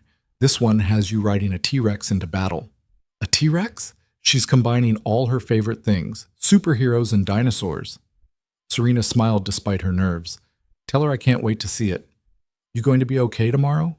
She thought about lying, about saying she was fine and strong and ready. But this was Noah, who'd seen her at her worst and hadn't flinched. I don't know. Probably. Maybe. Ask me tomorrow night. I'll be thinking about you. Not in a weird way, just in a I hope you're okay way. I know what you meant. Good. Now try to sleep. You need to be sharp tomorrow. Yes, Dad. I'm serious. Close your eyes, breathe, and stop catastrophizing. How do you know I'm catastrophizing? Because I know you. Now sleep. She did eventually, and when she woke up, there was another text from Noah waiting. You've got this. Go show them what you're made of. The opening statements were brutal. The prosecution laid out the case methodically. The planning, the execution, the near success of the fraud. They painted Marcus as a calculating predator who'd spent years setting up the perfect crime. Marcus's defense attorney countered by painting him as a man who'd made mistakes but not crimes. Someone who genuinely loved Serena but gotten caught up in bad decisions, influenced by Natalie and Richard. It was a nice try. It wasn't going to work. The first witness was a forensic accountant who walked the jury through the shell companies and offshore accounts. She had charts, spreadsheets, and a laser pointer she wielded like a weapon. By the time she finished, it was clear that this wasn't amateur hour. This was sophisticated, planned, and deliberate. The second day brought Richard Walsh to the stand. He'd taken a plea deal in exchange for testimony, and he looked like a man who'd aged 20 years and 6 months. His hand shook as he was sworn in. The prosecutor was merciless. Mr. Walsh, how long had you known the defendant Marcus Bennett before agreeing to participate in this fraud? 2 years, approximately. And how did you meet? He contacted me, said he was dating Serena and wanted advice on managing their future joint finances. And you believe this was legitimate? Richard's voice was barely audible. At first, yes. When did it become illegitimate? When he offered me $20 million to help him steal from her. A murmur ran through the courtroom. The judge gavelled for silence. And you agreed? Yes. Why? Richard looked directly at Serena for the first time. Because I'm a coward and a thief, and I convinced myself that Serena had so much money she'd never miss it. But she would have noticed eventually. By then, we'd be gone. That was the plan. Take the money and disappear before she realized what happened. Serena kept her face blank, but inside she was screaming. This man had stood beside her at her father's funeral, had helped her navigate her grief, had been family, and he'd been planning to rob her the entire time. The prosecution spent another hour pulling details from Richard, dates, amounts, specific conversations with Marcus about how to manipulate Serena's trust. By the time they finished, Richard looked like he wanted to disappear through the floor. Marcus's attorney tried to rehabilitate him on cross-examination, suggesting that Richard had been the mastermind and Marcus had simply followed his lead. But it was weak, and everyone in the courtroom knew it. The third day brought Natalie to the stand. She walked in wearing a conservative dress and no makeup, looking younger and more vulnerable than Serena remembered. It was calculated, obviously, but effective. The prosecutor started gently. Ms. Carson, how did you meet Marcus Bennett? At a charity gala in Los Angeles 5 years ago. And what attracted you to him? He was charming, handsome, attentive. He made me feel special. When did you learn about his plan to defraud Serena Whitmore? About 6 months after we started dating. He told me he'd found the perfect mark, a lonely billionaire desperate for love. He said we could take her for everything she had and live like royalty for the rest of our lives. And you agreed to help him? Natalie's voice was steady. Yes, I did. Why? Because I loved him, and because I was young and stupid and thought money would make me happy. The testimony went on for hours. Natalie described their planning sessions, the research they'd done on Serena, the way Marcus had orchestrated every aspect of their relationship. She read from emails where Marcus had laughed about how easy Serena was to manipulate. She played voice recordings where he'd practiced his proposal speech, trying different versions to see which would get the best emotional response. It was devastating, clinical and thorough and absolutely damning. When Marcus's attorney got his turn at cross-examination, he went hard. Ms. Carson, isn't it true that you're only testifying because the prosecution offered you a deal? Yes. And isn't it true that you're lying about Marcus's involvement to save yourself? No. You expect this jury to believe that you, A woman with a history of fraud charges in 2 other states are suddenly telling the truth? Natalie's expression hardened. I'm telling the truth because Marcus threw me under the bus the second things went wrong. He told his lawyer I was the mastermind, that I manipulated him, that he was the victim. Her voice rose slightly. I spent 3 years helping him plan this. I gave up everything to be with him. And the moment he got caught, he blamed me for all of it. So yes, I'm telling the truth, because he doesn't deserve my loyalty anymore. The attorney tried to shake her, tried to find inconsistencies in her story. But Natalie had been living this lie for years. She knew every detail, every timeline, every conversation. She was unshakable. By the time she stepped down, Marcus looked like he'd been physically beaten. On the 4th day, it was Serena's turn to testify. She'd been dreading this moment, but when her name was called, she walked to the stand with her head high. The prosecutor started with background questions: her relationship with her father, the building of Whitmore Industries, her position in the company. Then they moved to Marcus. When did you meet the defendant? 2 years ago, at a business conference in San Francisco. What was your initial impression of him? Serena chose her words carefully. He was charming, attentive. He seemed genuinely interested in me, not just my money. When did he propose? 8 months ago, on my birthday. He'd planned this elaborate dinner, and he got down on one knee and said— She stopped, her throat tight. Take your time, Ms. Whitmore. She took a breath. He said I was the love of his life, that he wanted to spend forever making me happy, that he'd never felt this way about anyone. Did you believe him? Yes. I believed every word. The prosecutor walked her through the relationship, the engagement, the wedding planning. Then they got to the night she came home early. What made you return 4 days ahead of schedule? My business in Singapore finished early. I wanted to surprise Marcus. And what happened when you arrived at your home? Noah Bennett, who worked as a janitor at the estate, stopped me before I could enter. He told me Marcus wasn't alone. And what did you do? I didn't believe him at first, but he showed me a hidden passage where I could see into the bedroom without being seen. And what did you observe? Serena's hands tightened on the armrests. I saw Marcus with another woman, and I heard them discussing forged documents, stolen assets, and their plan to take control of my fortune after we were married. The prosecutor had her describe everything: the conversation she'd overheard, the decision to record a confession, the confrontation in the study. Serena spoke clearly, maintaining eye contact with the jury, letting them see the hurt and betrayal she'd felt. When it came time for cross-examination, Marcus's attorney tried to paint her as a vindictive woman, seeking revenge on a man who genuinely loved her. Isn't it possible, Ms. Whitmore, that you misinterpreted what you heard? That you heard a private conversation out of context and jumped to conclusions? No, I heard them discuss specific dollar amounts, account numbers, and timelines. There was no misinterpretation. But you were upset. You just discovered your fiancé with another woman. Perhaps your judgment was clouded by emotion. My judgment was perfectly clear. I knew exactly what I was hearing. And you decided to entrap Mr. Bennett by recording a private conversation without his knowledge? I decided to protect myself by documenting the truth. The attorney tried several more angles, but Serena held firm.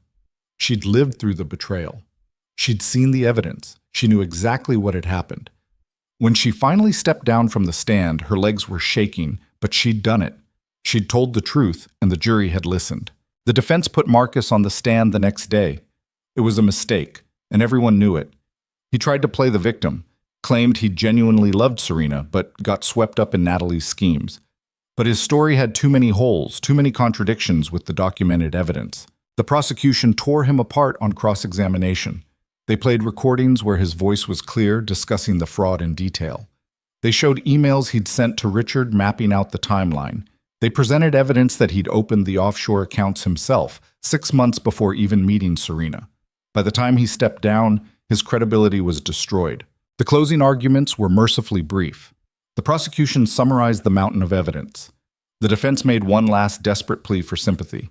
Then the jury went out to deliberate. Serena sat in a small witness room with Jennifer, drinking bad coffee and trying not to think about what would happen if they lost. "Stop catastrophizing," Jennifer said without looking up from her phone. "I'm not. You're doing that thing with your jaw, the clenching thing. You only do that when you're catastrophizing." "What if they don't convict him?" What if the jury decides I'm just a rich woman with a grudge? They're not going to decide that. The evidence is overwhelming. Even if they throw out the recording, we still have Natalie's testimony, Richard's testimony, and a paper trail a mile long. No buts. We won this case the moment Natalie decided to flip. Everything after that was just confirmation. Jennifer finally looked up. Trust me, we've got this. They waited for 6 hours. 6 agonizing hours of pacing and coffee and forced small talk. Finally, the bailiff came to get them. Jury's back. The courtroom was packed when they returned. Every seat filled, reporters lining the walls.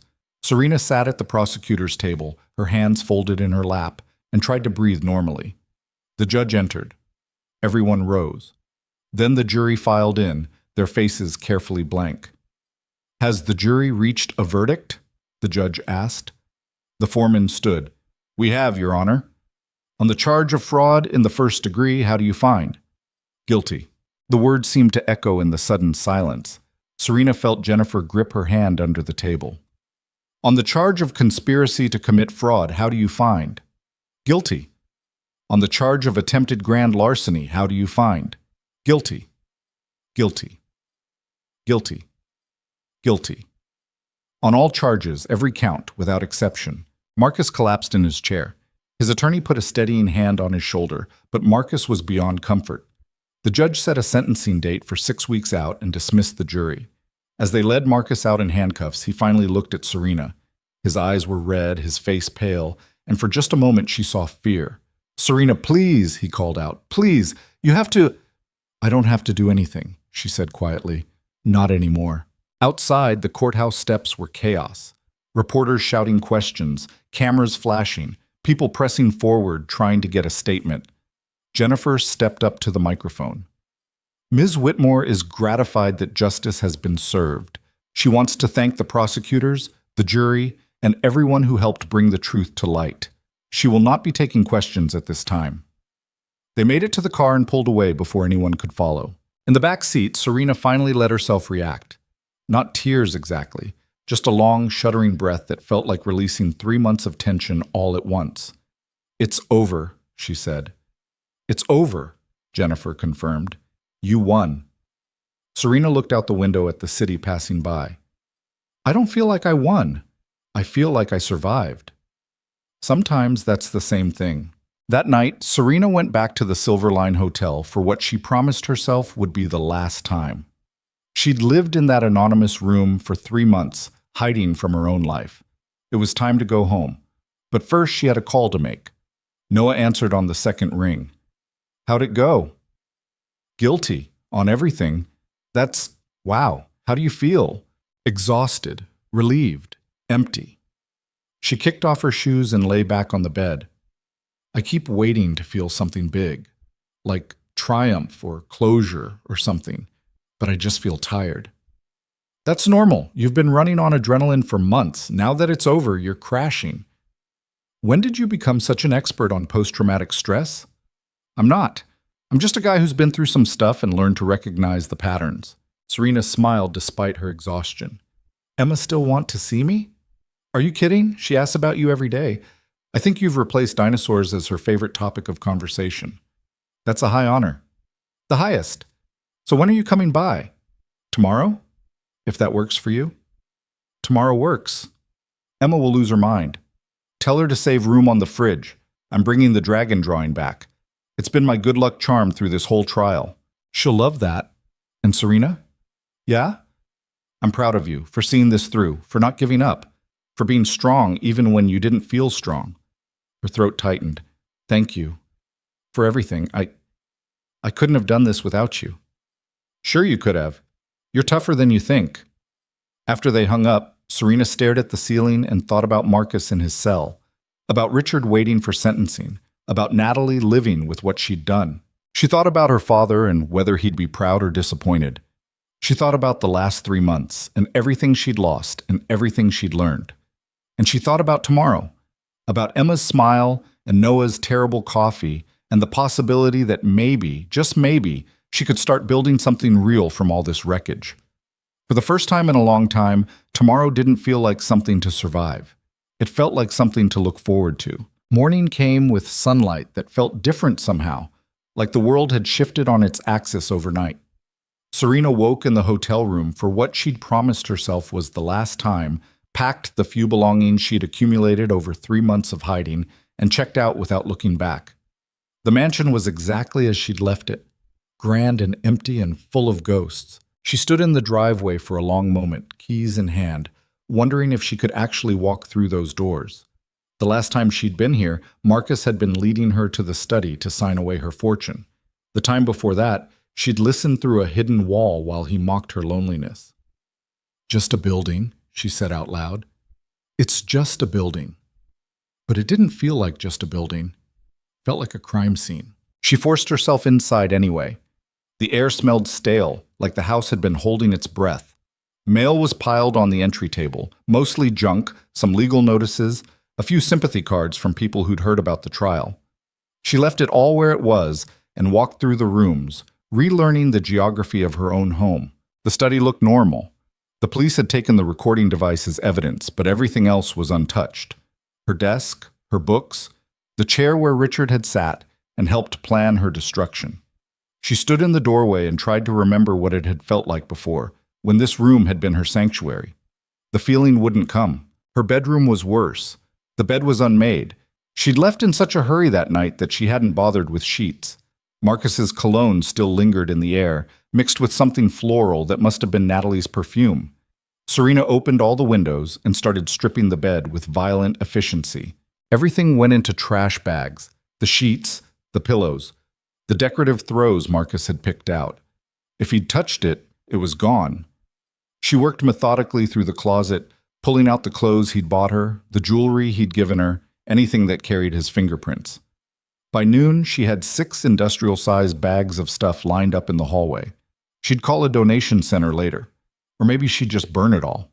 That seemed more satisfying. She was dragging the last bag out of the bedroom when her phone rang. Emily, from the office. "Please tell me you're not working today," Emily said. "The trial just ended yesterday. You're supposed to be resting." "I'm cleaning. It's therapeutic." "Cleaning? You have people for that." "I fired all the people.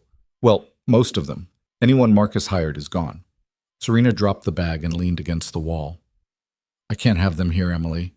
Every time I see someone he brought into this house, I wonder if they were part of it, if they knew. That's not healthy. Probably not. But it's where I am right now." Emily was quiet for a moment. "Okay, but you're taking the rest of the week off. David already approved it. You don't come back until Monday at the earliest, and that's only if you're actually ready." "I'll think about it." "That's not a suggestion. That's an order from your assistant who cares about you and will physically block your office door if necessary." Despite everything, Serena smiled. "Fine. I'll take the week." "Good. Now go do something normal. See a friend. Watch a movie. Eat something that's not room service." After they hung up, Serena looked around at the mansion that suddenly felt too big and too empty. She could stay here, could spend the week deep cleaning every trace of Marcus from the premises. Or she could do what Emily said and try to remember what normal felt like. She grabbed her keys and headed for the door. Noah's apartment complex looked different in daylight. Less shabby, more lived in. Kids were playing in the courtyard, splashing in the fountain that apparently worked when it felt like it. A woman was hanging laundry on a balcony, singing along to music Serena couldn't hear. It felt real in a way her mansion never had. She knocked on Noah's door and heard immediate chaos from inside. Emma's voice shouting, "It's her! Daddy! It's her! She's here!" The door flew open and Emma launched herself at Serena's legs with the force of a small, enthusiastic missile. "You came! Daddy said you'd come, but I didn't know if you'd really come, but you came." Emma looked up with shining eyes. "Did you win? Did you beat the dragon?" "I won," Serena said, crouching down to Emma's level. "The dragon's locked up where he can't hurt anyone anymore." "Good. Because you're a superhero, and superheroes always win." Emma grabbed Serena's hand and started pulling her inside. "Come see! I made you something!" Noah appeared in the kitchen doorway, wearing another ridiculous apron. This one said Grill Sergeant and had a cartoon hot dog saluting. He looked tired but happy, and when his eyes met Serena's, something warm and complicated passed between them. "Sorry," he said. I told her you were coming, and she's been vibrating with excitement for 12 hours. It's perfect, Serena said, and meant it. Emma dragged her to the refrigerator, which now had 3 new drawings prominently displayed. One showed Serena riding the promised T-Rex into battle. Another depicted what appeared to be a victory celebration with confetti and balloons. The third was just the words, "You win," in crayon letters big enough to be seen from space. I made them all last night, Emma explained, because Daddy said you had a hard day and art makes everything better. Serena felt her throat tighten. They're beautiful, Emma. Thank you. You're welcome. Now you have to stay for lunch because Daddy made sandwiches, and they're actually good today. Lunch was indeed good. Turkey and cheese on bread that Noah admitted he'd bought from the expensive bakery because he wanted to do something special. They ate on the balcony while Emma narrated an elaborate story about a dinosaur detective who solved crimes using science. She's been watching too many crime shows, Noah said apologetically. I think it's brilliant, Serena said. Emma, you should write this down. It could be a book. Really? Really, I'd buy it. Emma's face lit up like Serena had just promised her the moon. After lunch, Emma insisted on showing Serena her entire room, the dinosaur posters, the rock collection, the craft projects in various states of completion. She explained each one in detail, and Serena listened with a patience she didn't know she possessed. When Emma finally ran off to find a specific dinosaur fact book she wanted to share, Noah leaned against the doorframe and said quietly, You're good with her. I'm winging it. I don't know anything about kids. You're listening to her, taking her seriously. That's 90% of parenting right there. He paused. How are you really doing, with everything being over? Serena sat on the edge of Emma's bed, surrounded by stuffed animals and books about prehistoric creatures. I spent this morning throwing away everything Marcus ever touched. Sheets, clothes, towels. Even the coffee maker because he bought it, and I can't look at it without remembering him making breakfast and smiling at me while planning to destroy my life. That's fair. Is it? Because it feels crazy. It feels like I'm trying to erase him, but he's still everywhere, every room, every object, every memory. I can't escape him even though he's in jail. Noah came and sat next to her, careful to leave space between them. After Emma's mom left, I threw out half the apartment. Pictures, clothes, wedding gifts, anything that reminded me of her. My mom said I was being dramatic. Maybe I was, but I needed it gone. Did it help? Eventually. Not right away. But eventually I stopped seeing her in every corner. I stopped hearing her voice in every room. It got better. How long did that take? Longer than I wanted, shorter than I feared. He looked at her. There's no timeline for this, Serena. You heal when you heal. Anyone who tells you different is lying. Emma returned with her book, and the conversation shifted back to dinosaurs and science and easier topics. But Serena felt steadier somehow, like Noah had given her permission to be as broken as she needed to be. She stayed until dinner, helped make spaghetti again, this time without burning anything, and read Emma 3 bedtime stories because one was apparently not enough. Will you come back tomorrow? Emma asked as she was tucking her in. I don't know. Maybe. Please? We could go to the park. They have really good swings. Serena looked at Noah, who was watching from the doorway with an expression she couldn't quite read. The park sounds nice, Serena said, if your dad says it's okay. It's okay, Noah said. Definitely okay. Emma fell asleep holding the stuffed triceratops Serena had picked up on the way over, an impulse buy that had made Emma scream with joy. Serena stood there for a moment, watching this small person who believed so completely in superheroes and happy endings. Outside, the night air was cool. Noah walked Serena to her car, hands in his pockets, looking like he wanted to say something but couldn't find the words. Thank you, Serena said finally, for letting me spend the day here, for Emma, for all of it. You don't have to thank me. We like having you around. We? Okay, I like having you around. Emma tolerates you at best. He smiled. Obviously kidding, she adores you. The feeling's mutual. They stood there in the parking lot, neither quite ready to say goodbye. Finally, Noah said, The park tomorrow, 10 a.m. I'll bring coffee. I'll be there. She almost kissed him, almost closed the distance between them and found out what it would feel like to kiss someone who actually gave a damn about her as a person and not a bank account. But she'd just ended a relationship built on lies, had just watched her ex-fiancé get convicted of trying to steal her fortune. The last thing she needed was to jump into something new before she'd even processed the old. So she got in her car and drove away, watching Noah in the rearview mirror until he disappeared. The park the next morning was exactly what Emma had promised. Good swings, a decent playground, and enough open space that Serena didn't feel trapped. Noah brought coffee in a thermos that was actually better than most of the expensive stuff she bought. "Where did you learn to make coffee like this?" she asked. "Worked at a cafe in college. Learned from a guy who took it way too seriously. I retained more than I thought." Emma was already halfway up the climbing structure, fearless and fast. Noah watched her with the casual vigilance of a parent who knew his kid's capabilities but was ready to catch her if needed. "She's got no fear," Serena observed. "None. Terrifies me daily." He took a sip of coffee. Her mom was like that, completely fearless. Until she wasn't. It was the first time he'd really talked about Emma's mother beyond the basic facts. Serena waited, letting the silence stretch. "She had postpartum depression," Noah said finally.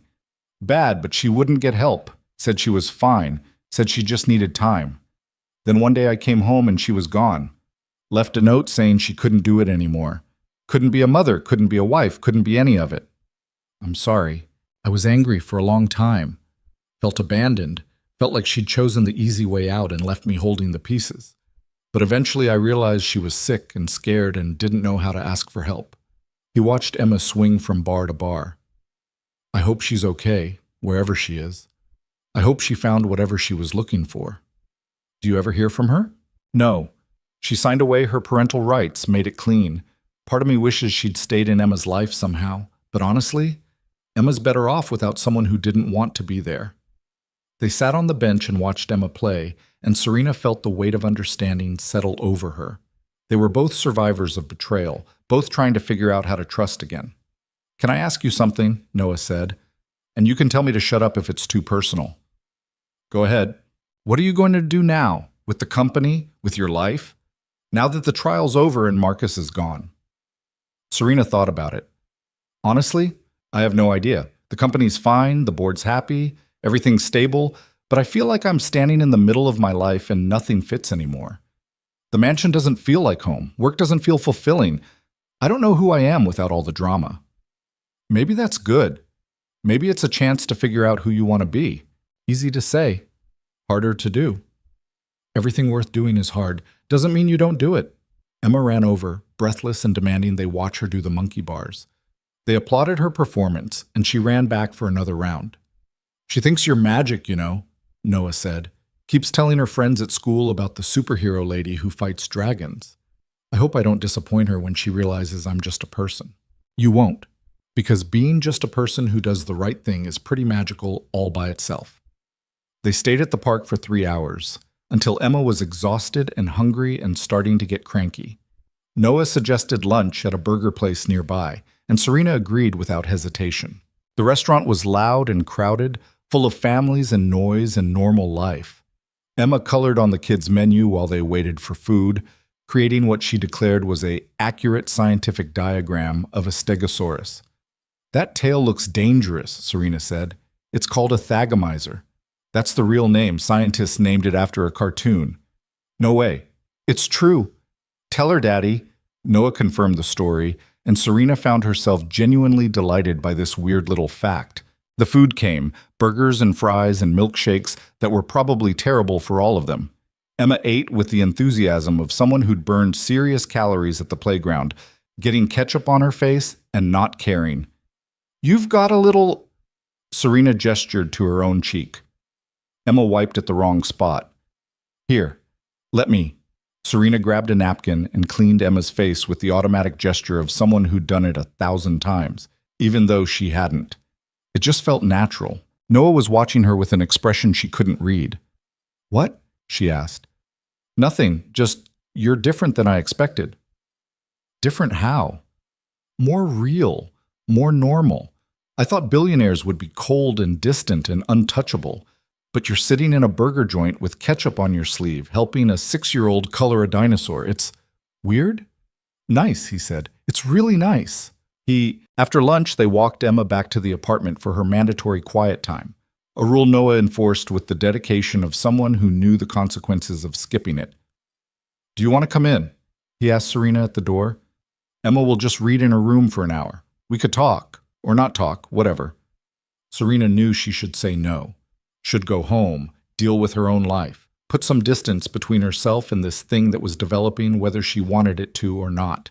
"Okay," she said instead. Inside, Emma disappeared into her room with minimal protest, clutching a book about marine dinosaurs. Noah made more coffee, and they sat on the balcony, watching the complex's daily life unfold below them. "Can I ask you something?" Serena said. "Why did you help me?" "Really? You said it was about teaching Emma to do the right thing, but there had to be more to it than that." Noah was quiet for a long time. "You want the honest answer, or the answer that makes me sound good?" "Honest. I was angry. At Emma's mom, at the world, at myself for not being enough to make her stay.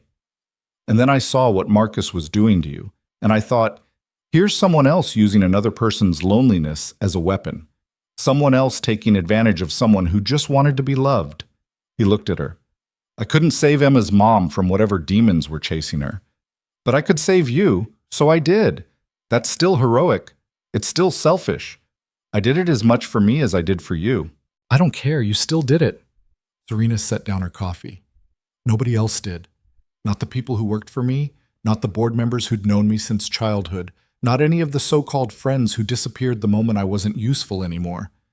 Just you. The janitor who had nothing to gain and everything to lose." "Former janitor," Noah corrected with a small smile. "I keep forgetting I quit." "What are you doing now, for work?" "Odd jobs mostly. Handyman stuff, some painting, whatever keeps the bills paid. It's fine. More flexible anyway, makes it easier with Emma's schedule." Serena thought about the mansion, about the rooms that needed repainting, the broken fountain in the back garden, the 100 small repairs she'd been ignoring. "I need help," she said. "At the house. There's work that needs doing, and I don't trust any of Marcus's people. Would you be interested?" Noah's expression shifted to something guarded. "Serena, I'm not offering charity. I'm offering work. Good pay, flexible hours, and you can tell me to go to hell if I'm overstepping. It's not that. I just don't want you to feel obligated because I helped you. I don't feel obligated. I feel like I'm asking someone I trust to help me reclaim my own house from the ghost of my asshole ex-fiancé. That's different." He laughed despite himself. "When you put it that way. So is that a yes?" "Let me think about it. Talk to Emma. Make sure she's okay with me working there." "Why wouldn't she be?" "Because the last time I took a job at a rich person's house, I came home stressed and exhausted every night. She noticed. Kids always notice." Emma emerged from her room at that moment, book in hand, announcing that quiet time was basically torture, and could they please do something fun now? They ended up at the complex's pool, which was small and slightly dingy, but Emma loved it anyway.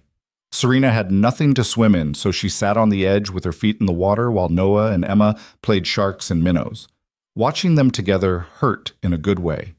The easy affection, the laughter, the way Noah was completely present and focused on making his daughter happy. This was what family looked like. This was what love looked like.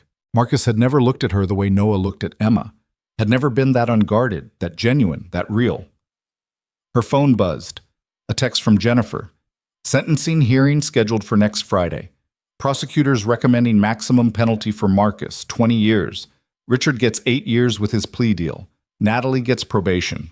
Thought you should know. 20 years. Marcus would be in his 50s when he got out. If he got out. With good behavior, maybe 15. Still a lifetime." Serena should have felt triumphant, should have felt vindicated. Instead, she just felt tired. "You okay?" Noah had climbed out of the pool and was standing in front of her, dripping water. "Sentencing hearing next week. They're recommending 20 years for Marcus." "How do you feel about that?" "I don't know. Relieved? Sad? Angry that I feel sad because he doesn't deserve my sadness?"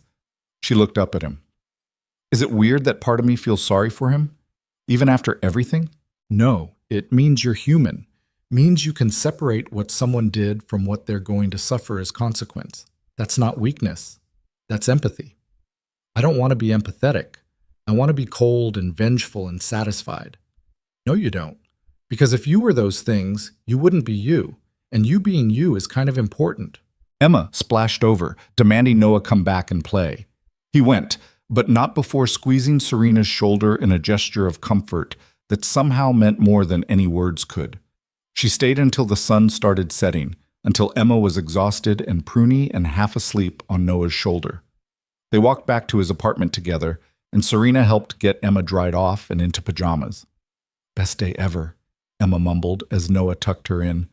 "Can we do it again tomorrow?" "We'll see. Sleep now." "Love you, Daddy." "Love you too, baby." Outside Emma's room, Noah said, "You don't have to keep coming around, you know. I know you've got your own life to deal with." "What if I want to keep coming around?" "Then you're welcome any time, but Serena—" He stopped, seemed to struggle with something. "I need you to be sure about this. About spending time with us. Because Emma's getting attached. And if you disappear, it'll hurt her." "I'm not going to disappear." "You say that now, but your life is complicated. Mine is simple. We live in different worlds." "So what? We can't bridge that gap?" "I'm not saying we can't. I'm saying we need to be honest about what this is. What we are." He looked at her directly. "I like you, Serena. More than I probably should. But I've got Emma to think about. I can't bring someone into her life who's going to leave when things get hard." "I'm not Marcus," Serena said, her voice harder than she intended. "I don't lie about my feelings and I don't disappear when people need me. If I'm here, I'm here. Fully. You can trust that or not. But don't compare me to people who hurt you." Noah's expression softened. "You're right. I'm sorry. That wasn't fair." "No, it wasn't." She grabbed her bag, started for the door, then stopped. "For the record, I like you too. More than I probably should.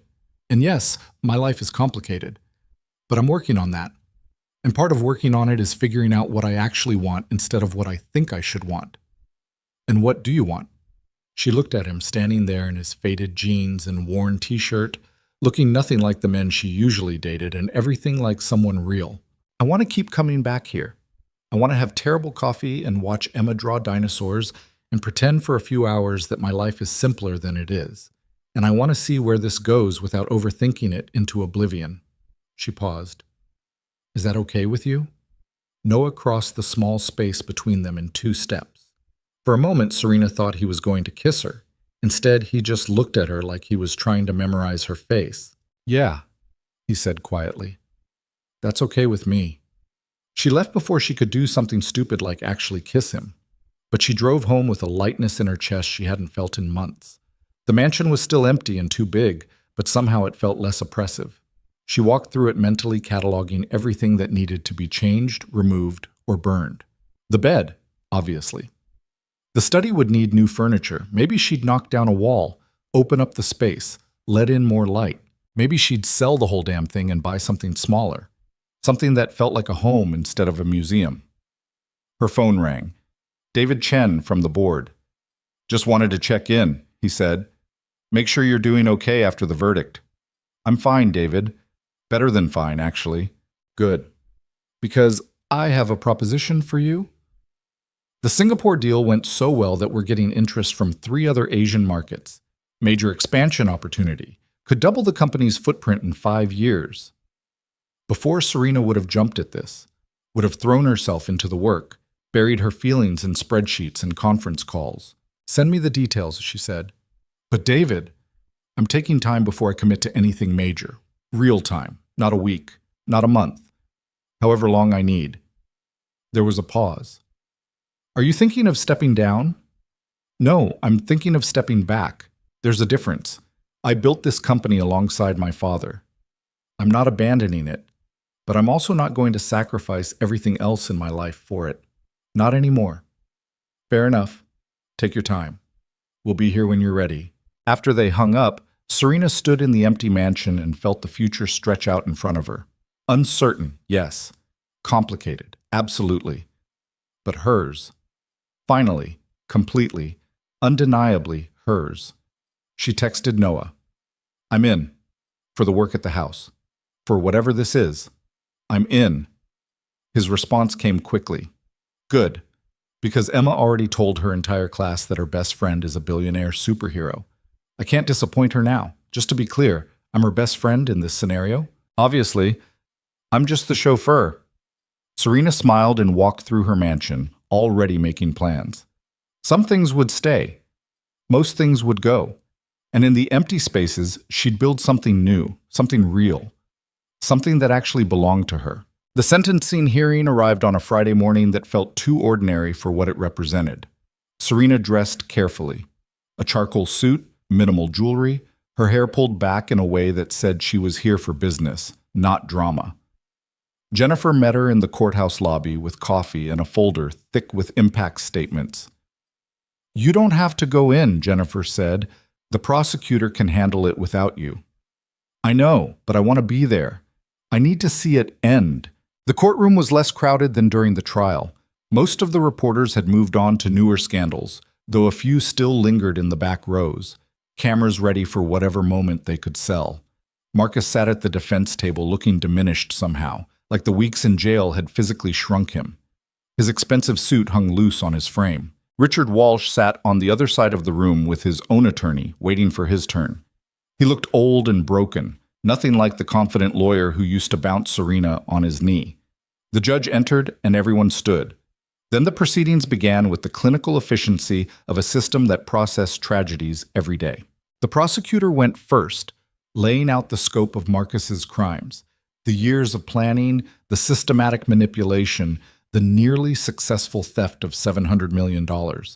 She read from victim impact statements, including ones from Marcus's own mother, who'd lost her house posting his bail, and from Natalie's family, who'd exhausted their savings on her defense. This was not a crime of passion or opportunity, the prosecutor said. This was a calculated, multi-year conspiracy to destroy a woman's life for financial gain. The defendant showed no remorse, no conscience, and no concern for anyone but himself. The state requests the maximum sentence of 20 years. Marcus's attorney stood next, attempting damage control. He painted his client as a man who'd made terrible choices but deserved a chance at redemption. He talked about Marcus's difficult childhood, his struggles with self-worth, his genuine feelings for Serena that had gotten twisted into something ugly. It was a nice try. It wasn't going to work. "Ms. Whitmore," the judge said, "would you like to make a statement?" Serena hadn't planned to speak, had told Jennifer she'd let the legal system do its job without injecting more emotion into it. But standing there, looking at Marcus, she realized she had things that needed saying. She stood. "Your Honor, I'd like to address the court." The judge nodded. "Proceed." Serena walked to the podium, her heels clicking on the tile floor. She didn't look at Marcus, didn't give him that satisfaction. "When I met Marcus Bennett 2 years ago, I thought I'd found something real. Someone who saw me as a person, not a bank account. I was grieving my father, running a company I wasn't sure I was ready to run, and desperately lonely. He seemed like an answer." She paused, choosing her words carefully. "I've spent months being angry at him for lying to me, but I've also spent months being angry at myself for being foolish enough to believe him, for ignoring the small inconsistencies, the moments that didn't quite add up, for wanting so badly to be loved that I made myself an easy target." She finally looked at Marcus. He was staring at the table, jaw clenched. What Marcus did was criminal, but what he exposed was my own vulnerability, my own desperate need to believe I was worth loving for something other than my money. In a twisted way, he taught me the most valuable lesson I've ever learned, that I can't base my worth on whether someone else sees it. I have to see it myself. Marcus looked up then, and for just a second, something like regret crossed his face. "I don't forgive you," Serena said directly to him. "I probably never will. But I'm done letting what you did control my life. You stole months from me. You don't get to steal anymore." She turned back to the judge. "I support the prosecution's recommendation for the maximum sentence. Thank you." She sat down, her hands shaking slightly. Jennifer squeezed her arm. The judge took less than 5 minutes to deliberate. "Mr. Bennett, please rise." Marcus stood on unsteady legs. "You have been convicted of fraud, conspiracy, and attempted grand larceny. The evidence shows a pattern of calculated deception spanning multiple years. You targeted a vulnerable woman, exploited her trust, and came within days of stealing a fortune that represented not just money, but her family's legacy and her father's life's work. The judge's voice was cold. This court sentences you to 20 years in federal prison, with eligibility for parole after 15. In addition, you will pay full restitution for all legal fees incurred by Ms. Whitmore, plus punitive damages in the amount of $5 million. $5 million Marcus didn't have and never would. The restitution was symbolic, but the 20 years was very real. Marcus's legs gave out. His attorney caught him, held him upright while the bailiffs moved forward with handcuffs. As they led him away, Marcus turned back one last time. "Serena, please." She didn't respond, didn't even look at him, just watched as he disappeared through the door that would lead him to a prison cell for the next decade and a half. Richard's sentencing was shorter, more perfunctory. 8 years as agreed in his plea deal, disbarment already finalized, every professional achievement of his life erased by his own greed. Margaret Walsh sat in the gallery, crying silently, and Serena felt a pang of sympathy for a woman who'd lost her husband to his own worst impulses. Outside, the courthouse steps were chaos again, but this time Serena was ready for it. She stood at the microphone Jennifer had arranged and read from a prepared statement. "Justice has been served today. I want to thank the prosecutors, the jury, and everyone who worked to hold Marcus Bennett and Richard Walsh accountable for their crimes. I also want to say something to anyone who's been betrayed by someone they trusted. You're not alone. You're not stupid. You're not weak. You're human. And being human means sometimes we believe the best in people who don't deserve it. That's not our failing. That's theirs." She didn't take questions, just walked to the waiting car with Jennifer beside her, leaving the reporters to shout at her retreating back. "That was good," Jennifer said once they were safely inside. "Really good. I meant every word." "I know. That's why it was good." They drove back to Whitmore Industries, where David and the board were waiting with champagne and congratulations. Serena accepted their toasts, their relief that this chapter was finally closed. But she left early, claiming exhaustion, because celebration felt wrong somehow. Victory wasn't supposed to feel this hollow. She drove home, to the mansion that was slowly becoming hers again, and found Noah's truck already in the driveway. He'd been coming 3 days a week for the past month, working on repairs and renovations. The study was completely gutted now, the furniture gone, the walls patched and ready for new paint. The bedroom had been transformed with new everything, bed, curtains, even the carpet ripped out and replaced. She found him in the back garden, working on the fountain. His shirt was off, which was new and distracting, and he was covered in a fine layer of dust and sweat. "How'd it go?" he asked without looking up. 20 years? He got 20 years. Noah set down his wrench and turned to face her. "How do you feel?" "Empty, relieved, sad, all of it at once." She sat on the edge of the fountain. "I thought I'd feel triumphant. I don't. I just feel tired." He grabbed his shirt and wiped his face, then sat beside her. "You're allowed to feel however you feel. There's no right emotion for this." Everyone at the office was celebrating, popping champagne like we'd won some great victory. And I just wanted to come home and hide. "So hide. You've earned it." They sat in silence for a while, watching the sun move across the garden. Finally, Serena said, "I'm thinking about selling this place." Noah looked surprised. "Really? It's too big, too empty, too full of ghosts. I keep trying to reclaim it, but maybe some places are just too broken to fix. Or maybe you're not supposed to fix it. Maybe you're supposed to start fresh somewhere else. Is that what you'd do?" "I don't know. I've never had a mansion to sell." He smiled. "But I sold the house Emma's mom and I bought together. Couldn't live there anymore without seeing her in every room. Starting over somewhere new helped. Where would I even go? What would I do with myself?" "Whatever you want. That's the whole point of having money and freedom, right? You get to choose." The idea was simultaneously terrifying and thrilling. She could sell the mansion, buy something smaller, somewhere with less history. She could take that expansion deal in Singapore or turn it down completely. She could work 80 hours a week or cut back to part-time. The choice was entirely hers. "Emma asked when you were coming over again," Noah said, changing the subject.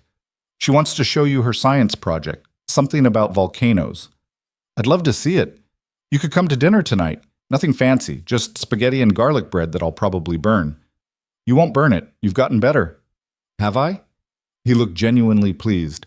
"Much better. The garlic bread last week was almost professional quality. High praise from a billionaire. From a friend, Serena corrected. The billionaire thing is just noise. Something shifted in Noah's expression. Is that what we are? Friends? The question hung between them, loaded with everything they'd been dancing around for weeks. I don't know, Serena said honestly. I'm still figuring out who I am after everything that happened. I'm not ready for anything serious or complicated, but I know I like being around you and Emma. I know you make me feel normal in a way nothing else does.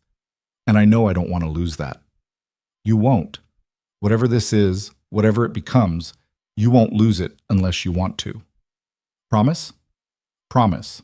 He kissed her then, finally, and it was nothing like kissing Marcus.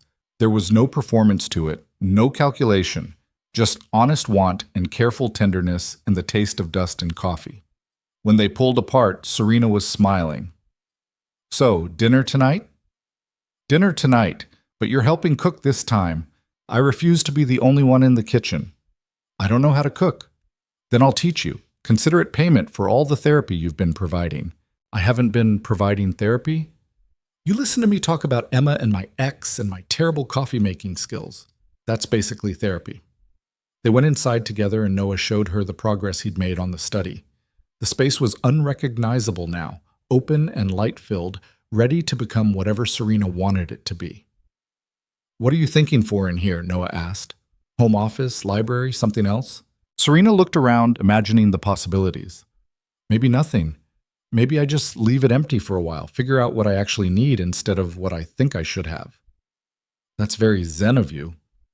I'm trying something new. It's called not planning every detail of my life 10 years in advance. How's that working out? Terrifying, but also kind of liberating. They went to pick up Emma from Noah's mother's house, and the little girl exploded with excitement when she saw Serena. You came! Daddy said you might be too busy, but you came! She grabbed Serena's hand and started pulling her toward the house. I have to show you my volcano. It's not done yet, but it's going to erupt and everything. The volcano was indeed impressive. A papier-mâché mountain with careful attention to geological detail. Emma explained the science with the earnestness of someone who'd actually done the research, and Serena found herself genuinely fascinated. You're going to be a scientist someday, Serena said. I know, Emma replied with complete confidence. A paleontologist, because dinosaurs are important and someone has to study them. At Noah's apartment, Serena helped make dinner while Emma worked on her homework at the kitchen table. Noah taught her how to season the sauce properly, how to tell when pasta was actually al dente, how to not burn garlic bread by watching it constantly instead of wandering off. You're a surprisingly good teacher, Serena said. I had to learn somehow. Trial and error, mostly. Emma's eaten a lot of air over the years. I heard that, Emma called from the table. And it's true. Daddy burned mac and cheese once. I didn't know you could burn mac and cheese. That was one time and I was distracted. By what? Serena asked. Emma's mom called. First time in 2 years. Said she wanted to talk about custody arrangements. He lowered his voice. She never called again. But for that one day I was too distracted to think about cooking. Did she want Emma back? No, she wanted money. Said she had legal rights to child support even though she'd abandoned us. Her lawyer sent papers and everything. What happened? My lawyer sent back documentation showing she'd signed away all parental rights. Case closed. But it messed me up for a while. Made me paranoid she'd come back and try to take Emma. Serena understood that fear. The constant worry that something good could be stolen away by someone who didn't deserve it. Dinner was chaotic and perfect. Emma told elaborate stories about her day, demonstrated her volcano eruption technique using baking soda and vinegar in the sink, and demanded Serena read 3 bedtime stories instead of the usual 2. You're spoiling her, Noah said as Serena finished the 3rd book. Good. She deserves to be spoiled sometimes. After Emma fell asleep, they sat on the balcony again, drinking wine Noah had bought specifically for this occasion. I need to tell you something, Serena said, and you can't freak out. That's a terrible way to start a conversation. I'm serious, just listen. She took a breath. I want to set up a trust fund for Emma, for college or whatever she wants to do. I know that sounds crazy and like I'm trying to buy my way into your life or something, but it's not that. She's a good kid with a bright future, and I have resources that could help. That's it. Noah was quiet for a long time. Too long. I'm not trying to take over, Serena said quickly, or suggest you can't provide for her. You're an amazing father, and she has everything she needs. I just thought, how much are we talking about? Noah interrupted. Enough for college, fully paid. Any school she wants, plus a little extra for grad school if she decides to go. Serena, that's too much. It's not. It's barely a dent in my accounts and it could change her life. I can't accept that. It's too generous. Why? Because you're proud? Because you think accepting help makes you weak? She turned to face him. You helped me when I had nothing to offer you in return. You risked your job, your safety, everything. Let me do this, please. Noah looked like he was fighting an internal battle. Finally, he said, on one condition. What? You don't tell Emma. Not yet. When she's older, when she understands what it means, then we can talk about it. But right now, I don't want her thinking she's some charity case. She's not a charity case. She's a brilliant kid who I happen to care about. I know, but let's keep it between us for now. Deal? Deal. They shook hands formally, then both started laughing at the absurdity of it. I really like you, Serena said. That's probably a stupid thing to say given everything, but I do. It's not stupid, and I really like you too. Noah hesitated. But I need to know what you want from this. From us, because I can't do casual. Emma's too involved now, Yar. If you're going to be in our lives, I need to know you're serious about it. I'm serious. I don't know what it looks like long term, and I'm terrible at relationships as evidenced by my recent history, but I'm serious about trying. That's all I needed to hear. He kissed her again, longer this time, and Serena felt something settle in her chest. Not the desperate need for validation she'd felt with Marcus, just quiet contentment. The next few weeks passed in a blur of normalcy that felt revolutionary. Serena went to work but left at reasonable hours. She had dinner with Noah and Emma several times a week. She hired a realtor to list the mansion and started looking at smaller houses in neighborhoods where people actually lived instead of just existed. The press coverage died down eventually. Marcus became old news, replaced by newer scandals. Serena gave one interview to a business magazine about rebuilding trust after betrayal, and then refused all other requests. She was done performing for cameras. Richard's wife, Margaret, called once more, just to say goodbye. She was moving to Florida to live with her sister, starting over where nobody knew her story. I hope you find peace, Serena told her. You too, dear. You too. Natalie sent a letter from probation, attempting an apology that felt more like excuse-making. Serena read it once and threw it away. Some people didn't deserve forgiveness, and Natalie was one of them. The mansion sold faster than expected, some tech entrepreneur who wanted the prestige of the address. Serena took the first offer without negotiating. She didn't care about squeezing out maximum value. She just wanted it gone. She bought a house in Summerlin, a quiet neighborhood with good schools and parks. It was a fraction of the size of the mansion, with only 4 bedrooms and a modest backyard. Noah helped her move in, and Emma declared the new house way better because it has a tire swing. I don't have a tire swing, Serena said. You do now. Emma pointed to the tree in the backyard where Noah was already setting one up. When did you? This morning, Noah called down.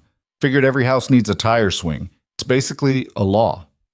Serena watched him work, watched Emma bounce with excitement, and felt something she hadn't felt in years. Home. This felt like home.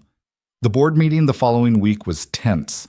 David had called an emergency session to discuss the Singapore expansion, and several members were pushing for Serena to commit immediately. We can't wait forever, Patricia said. The window is closing. If we don't move now, our competitors will.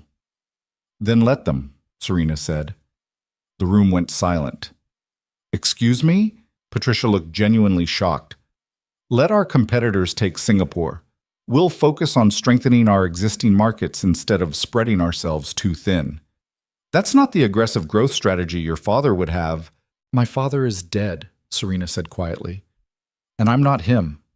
I respect what he built. I'll protect it and grow it responsibly. But I'm not going to sacrifice my entire life for quarterly earnings reports.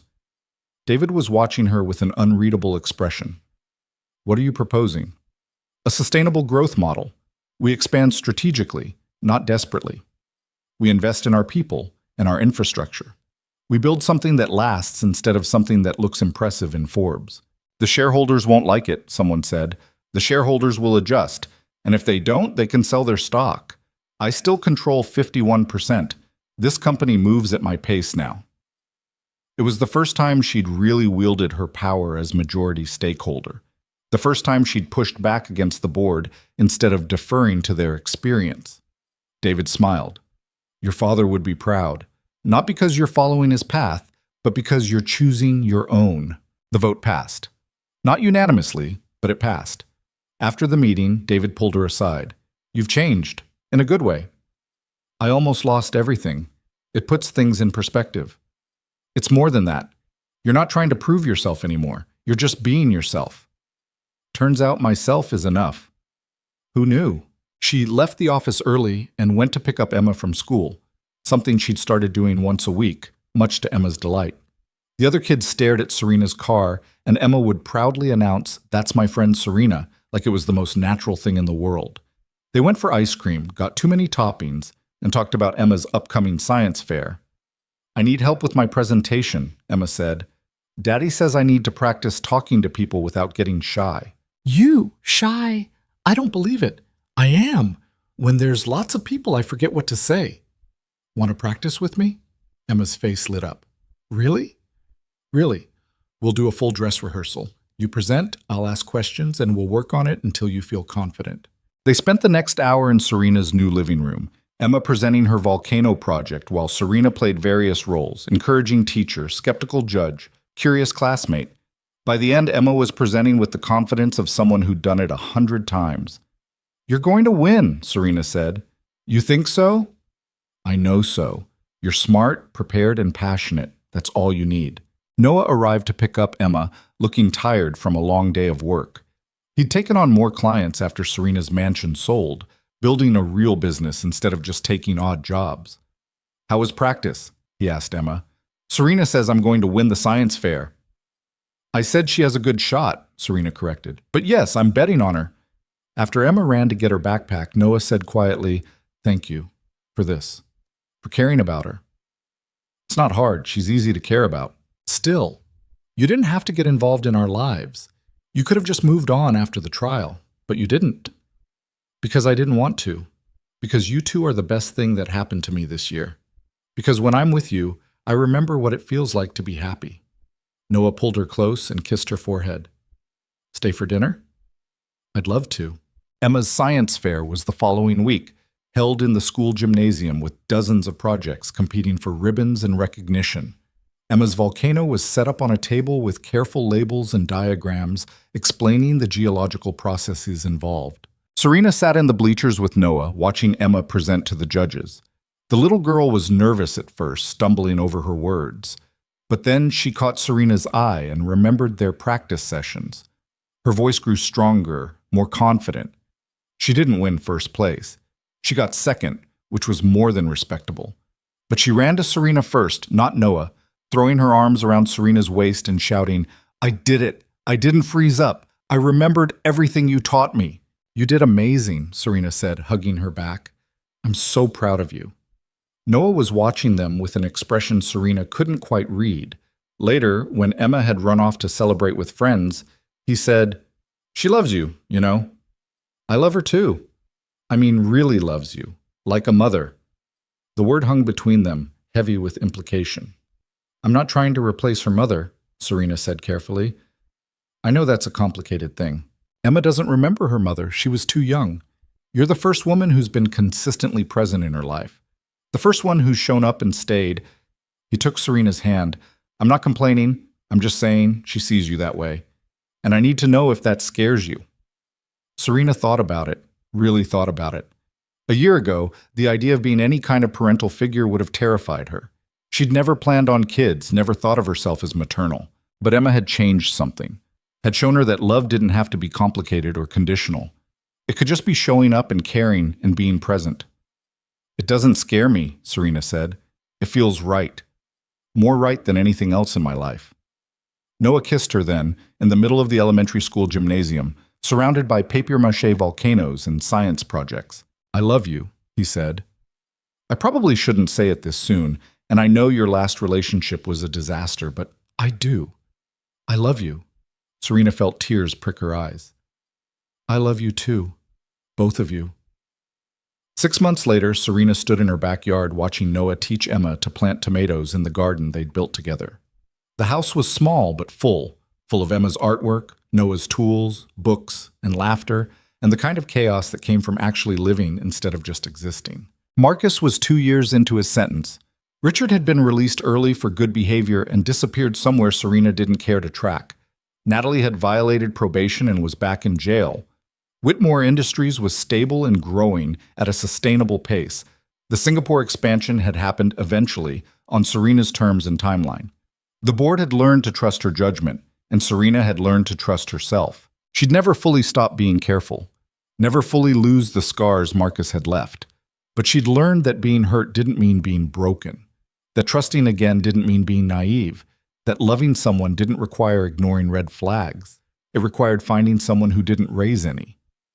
Emma ran over, dirt on her hands and face, completely delighted with herself.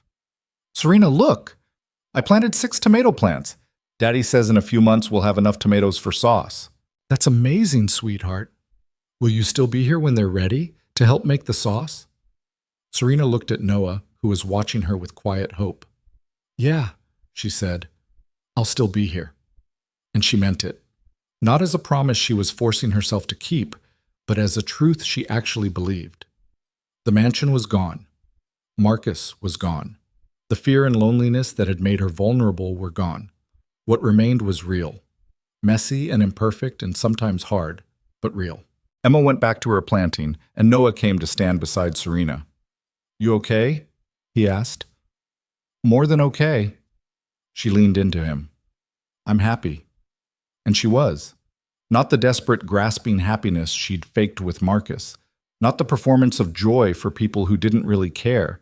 Just the quiet, steady happiness that came from building something authentic with people who actually knew her. The billionaire heiress who'd almost lost everything had learned the most important lesson of all, that worth wasn't measured in dollars or mansions or business deals.